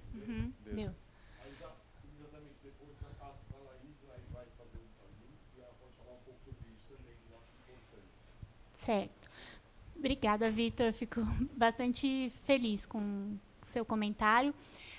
Sobre a direção de atores, né? Eu falei um pouco da importância do casting, né, nesse processo todo, que eu acho que já foi assim metade ou mais do trabalho, escolher as pessoas certas, inclusive os coadjuvantes, os meninos, todo mundo que é ali de Caraguatatuba e que fez, né, sei lá, o moço do pedalinho que fez uma cena de 2 minutos. A gente viu vários moços do pedalinho para achar aquele, por mais que fosse muito pequena a participação dele.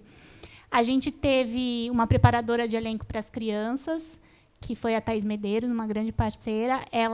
Basicamente, ela contou a história para eles, para os dois, sem eles lerem o roteiro, para eles saberem o que ia acontecer, chegarem na cena sabendo, aquela é a cena do jantar, em que vai acontecer isso, aquela cena...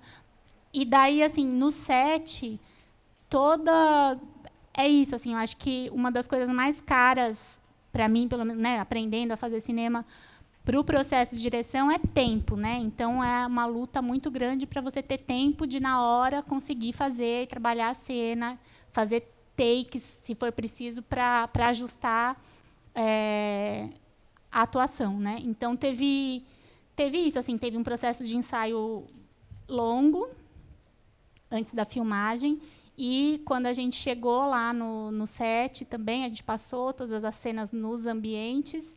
E, na hora de filmar, a gente tentava... Teve cenas que tiveram vários takes. Teve cenas que teve, sei lá, 17 takes, ao contrário do meu primeiro curta, né, que era 1 para 1, que a gente comentou ontem. 17 takes e não entrou. Não, né, eu acho que quando você faz um plano que tem 17 takes, é porque não vai entrar mesmo, né? Isso eu aprendi.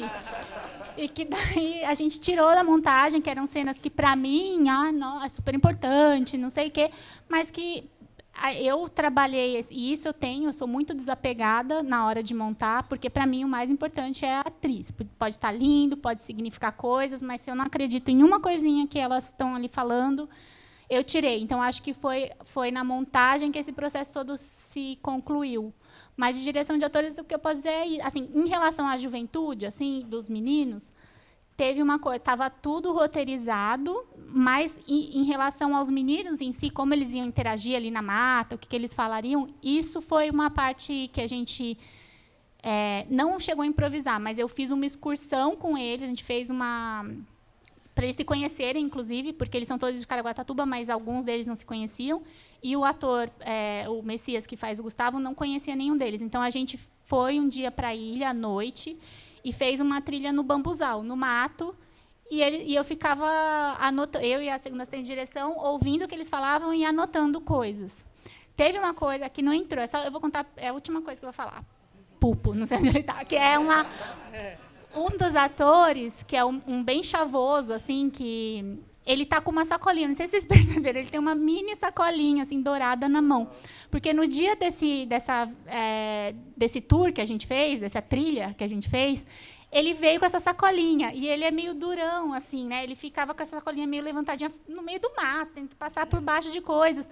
Eu falei, mas o que tem nessa sacolinha? Lipe. Daí ele, não, aqui uma menina aí me deu um perfume aqui de presente e tal.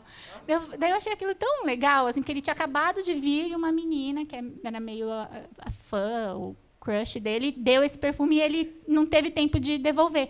Daí eu coloquei, falei, não, ele tem que ir com esse perfume. Daí tinha toda uma história, ele tá com esse perfume, mas daí tinha uma história que, quando ele entra, porque ele é um dos que consegue entrar na festa, ele deixava a sacolinha com um dos meninos. E lá no trenzinho, eles ficavam borrifando esse perfume no ar. Mas caiu, gente, na montagem, porque estava muito longa essa cena, e entre eles fazendo a borrifação, e como era um plano só, e tinha uma parte meio morta que a gente teve que tirar e não voltou. Mas foi basicamente isso, né? Absorver o jeito de falar, as gírias desses meninos, e no caso dos principais foi roteiro, ensaio e tempo de set e montagem. Maravilha, funcionou demais, assim, né? Laís, o Pupo já fez a primeira pergunta para você, mas só contextualizando para quem ainda não, né, se inteirou muito do Pedro, a viagem de Pedro, né, Laís? Que era Pedro, depois passou para a viagem, que nomes são uma coisa viva, né? Que é muito interessante de acompanhar. E eu lembro que a Laís conversou comigo há um tempo, ela falou, olha, é um filme diferente, né, dos outros filmes que eu fiz, queria que você falasse nesse sentido. E essa viagem do Pedro, né, para Portugal, né, o Dom Pedro, no caso, viu, gente? Segundo? Primeiro, pai do segundo. Primeiro, que eu sempre confundo os dois Pedros. E essa viagem dele de volta que a gente, né, nos livros de história é assim. E aí o Dom Pedro I voltou para Portugal. Pronto, acabou. E todo esse, né, a viagem em si, a gente não sabe o que aconteceu, né? Obrigada, Laís, por estar aqui, pelo Pedro, pela viagem de Pedro.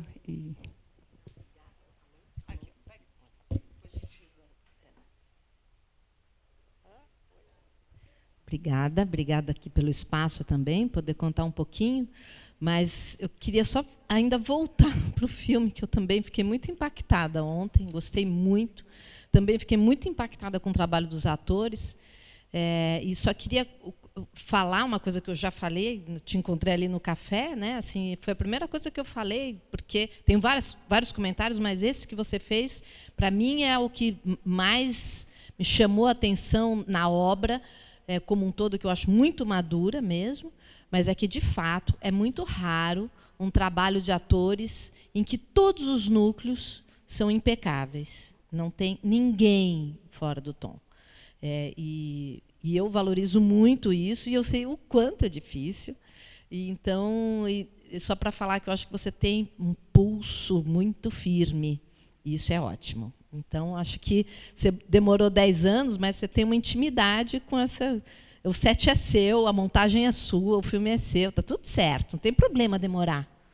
Nenhum problema demorar, zero problema. Contanto que você saiba que história você está contando e que tem esse rigor. Eu acho interessante o rigor que o cinema exige. A gente não... e que você falou assim, o primeiro filme...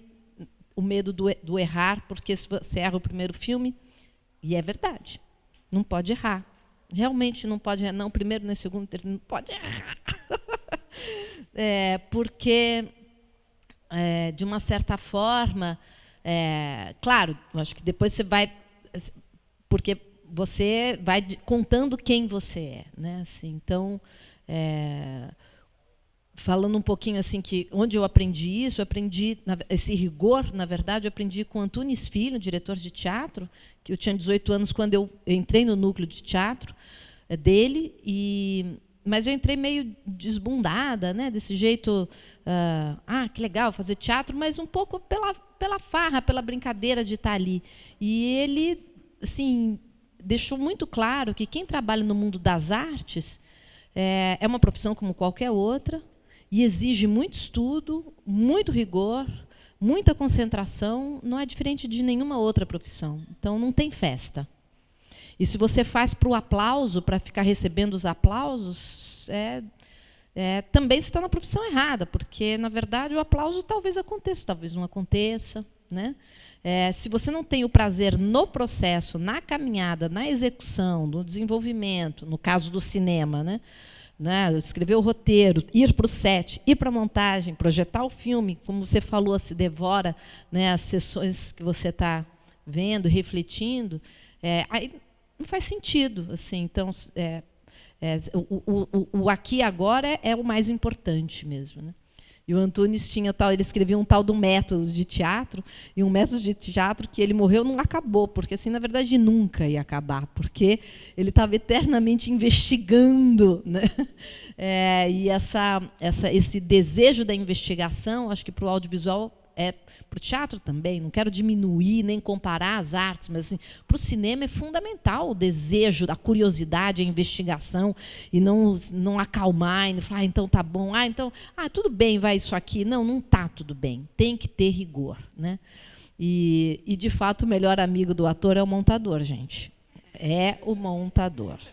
Então, assim, o montador...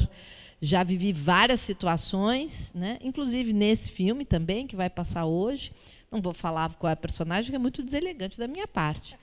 Mas nos primeiros cortes, né, que eu mostrava para algumas pessoas, as pessoas falavam, nossa, mas esse ator, hein, destoa, de atrapalha, ele não é bom. E aí eu falei, gente, mas é um personagem super importante. Mas como? E aí é interessante que a gente foi tirando algumas cenas, né, que até pareciam fundamentais, e o personagem foi crescendo. Assim. Então, e aí esse comentário chegou um momento que ele desapareceu. Aí outros começaram a nascer. Também isso é muito interessante no processo da montagem. Você elimina uma questão, né, que todo mundo, quando termina o filme, fala só daquilo. Aí você arruma aquilo. Aí projeta, agora tem o filme, né? Aí você projeta o filme, aí vem um outro problema que ninguém tinha falado antes, e agora todo mundo só fala daquilo. Eu falei, gente, então agora arruma aqui. Então, essa compreensão de se você chegou ou não no corte é muito difícil. Agora, eu acredito que um bom filme, de fato, ele você pode ter uma fotografia que não é muito boa, uma direção de arte que também não é muito boa, mas o ator tem que ser excelente. Não interessa. Né? Assim, é o ator mesmo que te conduz, que come a bolacha, e você fica vendo ele comer uma bolacha, gente. E você se encanta. Né? Assim, então, o personagem não tem diálogo, mas você está ali com ele, emocionado, né? Junto. Então, isso é o trabalho do ator. Né? E eu defendo muitos atores, e eu brinco que eu defendo o trailer do ator. Né, que tem assim, mas o ator ele precisa desse trailer, né, no sentido do que significa ter o trailer, ter o canto dele, respeitar a concentração dele, porque é ele que está na frente da câmera, é ele que vai gaguejar, a ferramenta de trabalho dele, diferente da câmera, né? Olha, o nosso amigo está aqui sentado à vontade, ninguém reparou nele, né? E aí quem está trabalhando assim é o olhar dele, mas o tripé está ali, né? A lente está ali. O ator, o tripé, a lente, tudo é o corpo da pessoa. Então, assim, não pode ficar resfriado, não pode ficar doente, não pode esquecer o texto, não pode nada. Né? Assim, então, assim, é muita tensão ficar na frente de uma câmera, muita responsabilidade. Então, assim, e cada ator é uma pessoa, então cada ator tem uma maneira. Então, tem que ter uma certa psicologia. O diretor, eu acho que tem esse lado meio... de um psicólogo, né, de entender como a necessidade de cada ator. Tem ator que tudo bem ficar circulando por aí, tem ator que não fala comigo, deixa eu ficar no meu fone de ouvido. Né? E, enfim, cada um é um, e tudo bem, não tem o certo, não tem o errado. O importante é que processo para aquele projeto, para aquele filme, para aquela história que está sendo contada, qual é o melhor. Né? E para isso é tempo. Né?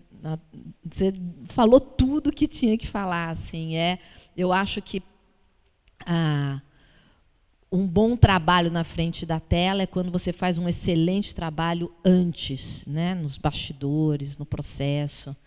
E isso não só para o trabalho dos atores, para tudo. Né? E o filme fica mais barato. Realmente, porque daí os 17 takes, você evita tantos 17 takes, porque você sabe muito o que você quer. E é interessante assim, que normalmente a gente, eu pelo menos, né, assim, no meu processo de trabalho, eu sei quais são as cenas que eu tenho medo de filmar. Quais são? Já estou com medo dessa, né? São as difíceis. E aí, justamente nessas, quando liga a câmera, às vezes é um take, 2 takes, o terceiro de segurança, porque vai que o som, sei lá o quê. É que você se prepara tanto que vai. E aquela que você falou, vai, eu só vou caminhar daqui até ali. É aquela que você vai rodar 17 takes. Muitas vezes, e que aí vai cair mesmo. Né? Mas, enfim, assim, o trabalho aqui, eu queria só realmente parabenizar você. Você é uma grande diretora, teu filme é incrível mesmo, assim, e que venham muitos outros aí mas é mais rápido. Realmente, 10 anos não. 10 anos não. Mas tem que diminuir a média daqui para frente, tá?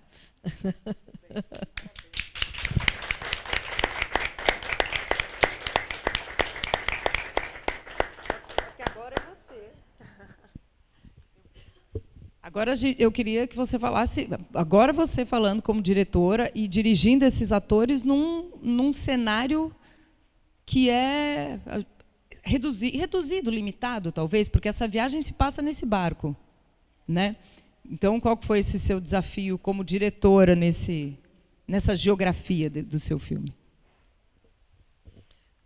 O filme ele tem uma única geografia também, que é um barco. Porém, não foi assim que foi filmado, né? Assim, o próprio barco ele foi totalmente desmembrado e remontado na montagem. Né? Então, ele é desmembrado porque o convés todo o filme realmente é uma viagem, gente, é uma viagem mesmo. Né? Então, o barco parte e a gente atravessa esse Atlântico. Então, o convés desse barco, na verdade, é um barco mesmo da Marinha Brasileira, é o Cisne Branco, que é um barco de época, que foi uma sorte, porque primeiro eu escrevi o roteiro e depois vi onde a gente vai achar esse barco. E aí esse barco já existia, ainda bem. O mais engraçado é que, como realmente é um barco que ele foi feito para comemoração dos 500 anos, apesar dele não ser um barco dos 500 anos, não sei porquê, mas ele foi feito um pouco nesse contexto, construído, e é um barco que muitos países têm, um barco semelhante dessa mesma época. E esses barcos eles fazem algumas velejadas, né? Assim, e às vezes é até uma competição, às vezes não, é só algo comemorativo. Então, assim, a gente tinha que visitar a nossa locação, que era o Convés, só que é uma locação itinerante, né? Então, a cada semana a gente tinha que saber onde estava aquele barco para a gente poder visitar. Então, a gente visitou a locação no Panamá. Então, a gente teve que pegar, apesar do filme se passar no Atlântico, para conhecer o barco, a gente teve que ir para o Panamá, porque para dar tudo certo, a gente tinha que encontrar o barco em Salvador e descer de Salvador ao Rio de Janeiro filmando, com o barco funcionando. E assim a gente fez. Só que para entrar nesse barco, é uma tripulação muito pequena. Então, uma parte da tripulação dos marinheiros, eles tiveram que sair do barco para a nossa equipe entrar. E a nossa equipe tinha que ser uma equipe mínima, tanto de elenco quanto de técnicos. E também, apesar de ser um barco que o Convés é de época, mas ele tem 1000 interferências contemporâneas, de equipamentos e tudo. Então, a equipe de arte teve que entrar e, em 2 dias, maquiar tudo aquilo que aparecia e para realmente se passar como um filme de época. E a gente fez isso, e não foi fácil. E a gente partiu, e quando a gente partiu, a gente encarou uma tempestade. E aí, só sei que, assim, nos primeiros 2 dias, eu não consegui sair da cabine, que a gente só tinha 5 dias de filmagem no barco. E aí a gente filmando ali no Convés, essa cena aliás, no filme, tá o Cauã com o Magui, né, que faz o comandante do barco, os dois ali. A gente também tinha ensaiado. Porque esse filme, então, essas várias lugares, o filme é filmado em Portugal, o filme é filmado no interior do Rio de Janeiro, e é filmado uma parte em estúdio, várias partes do barco, do interior do barco, em estúdio, e uma parte suspensa para poder balançar, reproduzir, aí uma outra parte em cenário fixo, com as luzes mexendo, para também causar a sensação do movimento do barco. Ou seja, tinha ali uma matemática que aí o nosso rigor era na montagem, não só com os atores, mas também para ter certeza que não podia ser... olha só, é um estúdio fingindo que é barco. Não, é um barco. Tinha que ser um barco. né? Então, teve que ter também esse rigor. Mas esse momento aí dos... Então, a gente foi para a Europa, filmou também em Lisboa, em Queluz, e foi quando eu também encontrei os atores europeus. É um elenco imenso, nunca tive um elenco tão grande.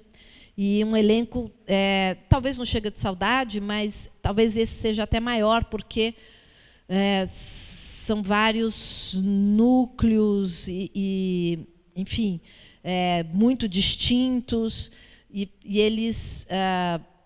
então, o processo com os atores foi, sim, leitura do roteiro, mas, além da leitura, muita conversa. E o processo de escolha do elenco na verdade, eu acredito sempre que é 50% do trabalho.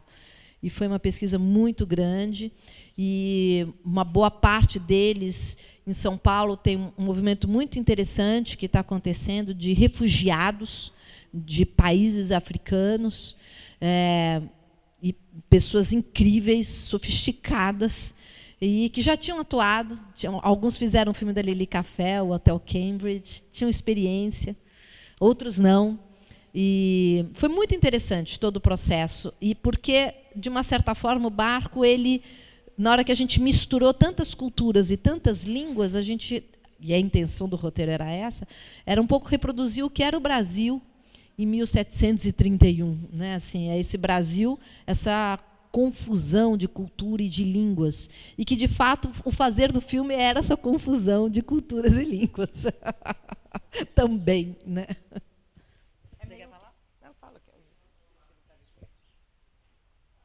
Oi. É meio que o Brasil é até hoje também, né?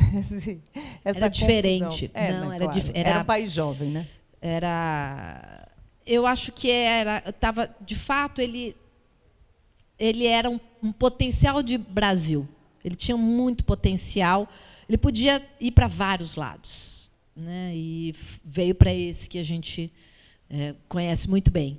Mas podia ter sido outra história, sem dúvida nenhuma, podia ter sido outra história.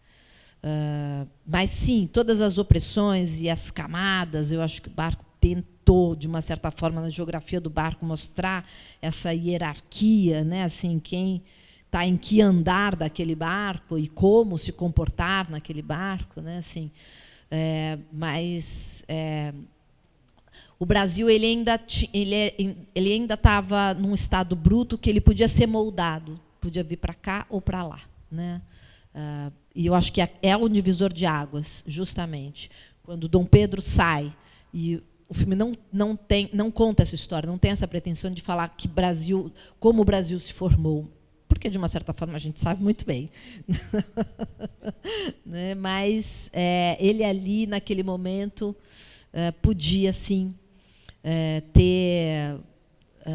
foi desenhado até, né? O próprio Dom Pedro e o Bonifácio escreveram uma primeira Constituição num modelo muito liberal, talvez a mais da época escrita no mundo naquele momento. Era avançado para a época. Muito, né? Avançado. Um outro conceito do que é ser liberal hoje. É diferente, mas muito avançado, né? E um projeto, de fato, de construir uma sociedade brasileira, dando oportunidades iguais para várias pessoas. E eu lembro que, quando eu fiz uma conversa com a Lilia Schwartz, porque o Dom Pedro ele gostava muito, justamente, né, eu acho que eu falei isso naquela outra vez, ele não gostava dos protocolos, ele não se sentia à vontade num ambiente formal, porque ele não era assim. Ele gostava de andar descalço, ele gostava de ficar de pijama em casa, de mascar um matinho, assim. E ele veio criança para o Brasil e ele se sentia brasileiro.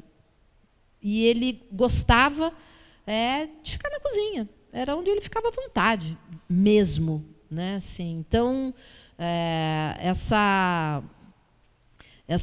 esse olhar, ele, de uma certa forma, ele é quase o primeiro... Isso que a gente fala, o que é esse brasileiro, né? Eu acho que ele é essa figura que virou o imaginário que se tem do que é esse ser brasileiro. É ele, com o lado bom e o lado ruim. Pois é, né? Sabe, Tudo. Se vocês tiverem Pacoteira. perguntas, tá? Falem. Eu acho que uma coisa muito interessante que você traz com o filme é essa releitura, talvez, ou essa primeira leitura até do Dom Pedro mais histórico mesmo, né? E menos o mito do livro de história, né? Que é algo que a gente acessa pouco no Brasil, né? A gente fica muito com essa imagem cristalizada da história oficial da escola e não volta a ela, né? A gente não volta depois, a não ser, né, se é objeto de estudo, se é historiador ou se, né, se interessa mesmo particularmente. E aí você traz esse Dom Pedro que, por exemplo, que eu até desconhecia, tipo, gostava de ficar na cozinha, era mais informal, né? Eu acho que essa visão dele mais progressista, liberal, a gente até aprende um pouco mais.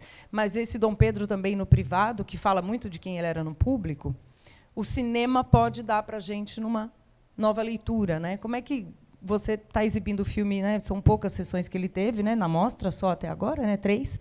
Como é que você está sentindo assim a recepção desse Dom Pedro do filme? E hoje vai ter mais uma, né? Legal. Eu só assisti a sessão do MASP. As outras sessões, que tiveram 2 na sala de cinema mesmo, eu não fui. Mas tive informantes. Mesmo que você não queira, a informação chega. É muito interessante. E é muito gostoso. Eu noto que o filme ele causa um impacto muito maior nas pessoas pretas. Eu senti isso, assim, que tem uma... E o que me deixou muito feliz, porque era justamente uma grande preocupação que eu tinha. Até porque eu não sou preta. Então, e falar dessa época, e falar de escravidão, falar de quem eram os escravizados, assim, era algo muito delicado e os atores estavam muito preocupados. Então, os atores pretos, a gente foi depois da sessão do MASP, a distribuidora ofereceu para a gente um jantar e tal, mas assim, eles estavam num estado assim de alegria que me chamou muita atenção, de um orgulho da história como foi narrada, assim, a preocupação de fato, que isso era consciente na escrita do roteiro, de que todos os personagens que tivessem suas histórias. Não é? Eu tenho um protagonista, que é o Dom Pedro, mas todo mundo que está naquele barco, cada um é um indivíduo com os seus desejos, as suas angústias, os seus medos, as suas histórias, né? E principalmente a personagem da Zoá, eu tinha uma cena, né, assim, muito importante, né, assim, sem contar, mas contando um pouco, uma cena importante do desfecho da personagem, que estava escrito de um jeito no roteiro, e no dia que a gente foi filmar, ela e o Elke de Bunguê me chamaram e falaram: a gente precisa... Mas assim, a 5 minutos da filmagem, a gente não consegue rodar essa cena como está escrita, sendo que a gente tinha conversado, ensaiado, estava tudo certo. 5 minutos antes eles falaram: a gente não consegue filmar essa cena. Eu falei: tudo bem, não tem problema, mas por quê? E o que a gente vai fazer? Vocês têm tudo bem, mas qual é a sugestão? Assim, a gente tem 5 minutos para achar a solução dessa cena. E aí primeiro eu vi que eles se acalmaram na hora que eles entenderam que eu não ia impor nem questionar e nada. Eu falei: não, vocês discordam, eu quero só entender o porquê e vamos achar a solução. Mas aí, nessa hora, eu tive que ser diretora. Mas a gente tem 5 minutos. Vamos lá. E conseguiu. A gente vai ver na tela. E sim. E aí a sugestão que veio, não só conseguiu, como ainda bem que eles falaram. Nossa, gente, assim, obrigado. Porque era necessário, né? Assim, só eles que estavam como atores na frente da tela, sabendo que eles significam para toda uma comunidade, tanto do audiovisual negro, como eles enquanto pessoas pretas, a leitura que aquela cena ia ter, e o impacto que poderia ter, que eles discordavam. A gente discorda desse discurso. Essa personagem não pode ter esse desfecho. Né? Se a gente vai de novo ficar sublinhando, a gente não aguenta mais. Né? Sempre que tem um corpo preto na tela, acontece isso? Não. Pode acontecer outra coisa. Né? Realmente pode acontecer outra coisa. Então, vamos mudar essa história, vamos mudar essa história. Quando ela diz a Zuá é a Isabel Zuá e o Elkert Bunguer, que dos dois eu sou fã incondicional, eles são maravilhosos, né? Ela também muito inteligente, elenco muito, maravilhoso também, e autores e diretores, né? Eles escrevem e dirigem também. O Elkert, ele está também no Joaquim, né? Do Marcelo Gomes. E ela também. E o Elkert, ele fala português, né? Óbvio, ele é luso-português, né? Luso-africano, os dois são, né? E ele está num filme maravilhoso. Maravilhoso, eu não acho que o filme em si, mas é muito legal ele nesse projeto, que é a releitura do Berlim Alexanderplatz, na releitura contemporânea, e ele é o protagonista, e o filme traz tudo. Então, assim, ele é muito versátil, né? E um cara incrível, bacana, que ator. Você também mandou bem no elenco. Mandei, mas é o seguinte, ele aceitou o convite de primeira, o que eu achei engraçado. Mandei um convite, ele topou, assim, tão fácil. E um dia eu perguntei por que você topou assim tão fácil. Não só ele topou, como ele lutou para fazer o personagem. Ele mandou um vídeo que ele fez sozinho. E assim, o que ele mandou naquele vídeo, eu falei, olha, você já achou a personagem, é isso aí, vamos manter. Né? Ele inventou um jeito de repartir o cabelo, e uma postura. E aí ele falou, não, eu aceitei porque é um personagem que é raro para uma pessoa preta. Então, e de fato até aquela personagem existir para aquela época, teve uma ousadia. Porém, eu vasculhei em vários livros e descobri que sim, existiu essa personagem, não no barco do Dom Pedro. Num outro, na Inglaterra, existiu mas assim, existiu e pronto. Então, pronto, vai existir nesse também.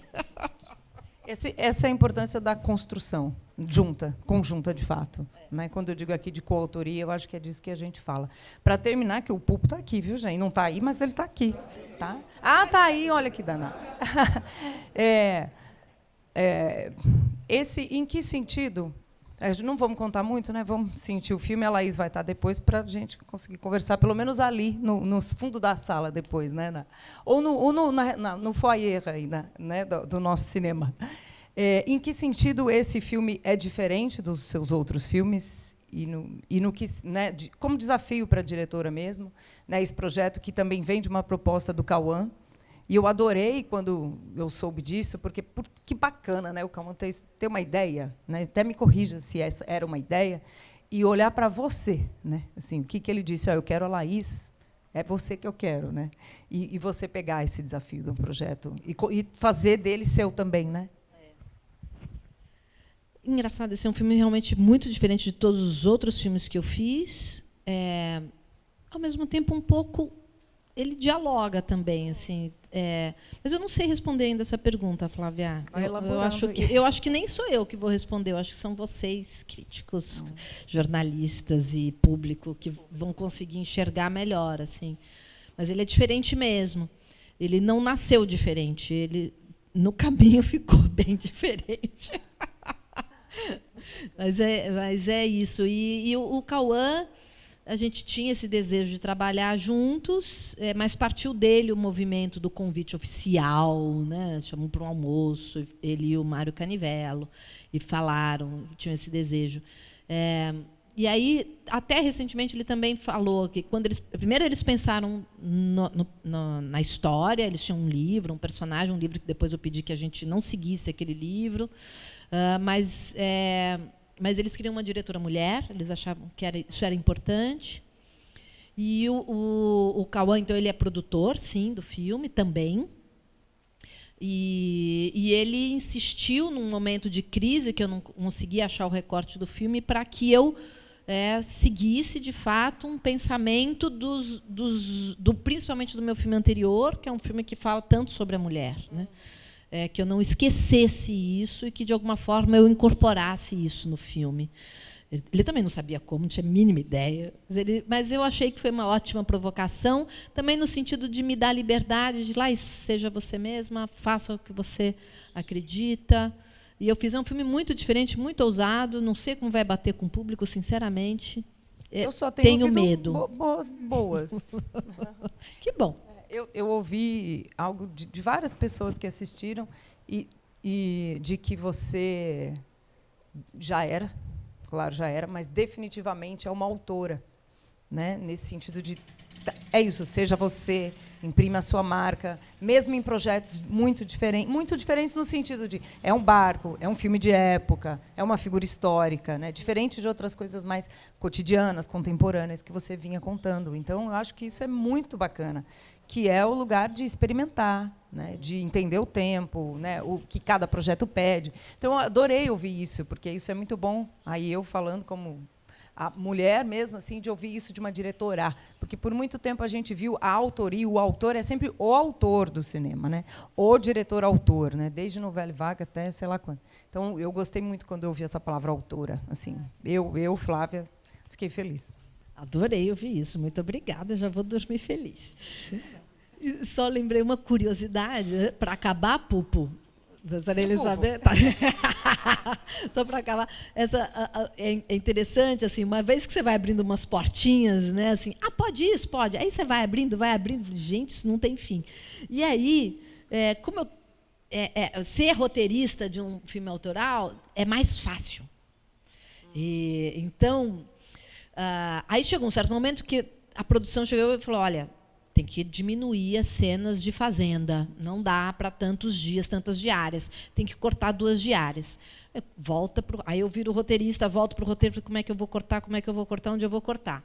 E eu não conseguia cortar, e aí o Fernando Fraia, que é um dos produtores, lendo o roteiro junto, ele veio com uma sugestão. Laís, o teu filme já é tão teatral, já tem uma linguagem, né, tão... Por que você não pega aquela cena que você ia rodar na tal da fazenda e joga no barco? E eu falei, nossa, ótimo, porque eu tinha pensado lá atrás em fazer um pouco essa brincadeira de onde é que eu estou? Eu estou no barco, eu estou num delírio, eu estou na cabeça dele, isso é memória, isso é futuro, onde é que eu estou? E aí eu falei, tá bom, ótima ideia. Peguei a mesma cena que tinha escrito para a fazenda e só mudei locação, barco. Praticamente isso. Aí chega o dia da filmagem. Locação barco. Eu falei, gente, e agora como é que eu vou fazer esse negócio? Eu liguei para o Fernando. Ótima ideia que você deu, muito boa. Você pode vir aqui, por favor, sentar do meu lado agora para fazer, né, esse negócio, né? Ele não veio, né? Então, aí você que teve que se resolver com a mise-en-scène, né? Aí entra a diretora, né? Esse filho é teu, exatamente. Agora esse só sugerir aí. A gente te deu uma ideia, agora vai aí. Não, realmente são muitos desafios. E a gente vai para essa sessão hoje com tudo isso em mente e, com certeza, coisas novas vão vir. Obrigada, Laís. Obrigada, Emanuel Alexandre. Obrigada, Thaís. E vida longa ao cinema, né? Hoje é o nosso último debate aqui, mas que venham muitos outros. E a gente reivindica que o ano que vem até 1h30, tá? Por favor.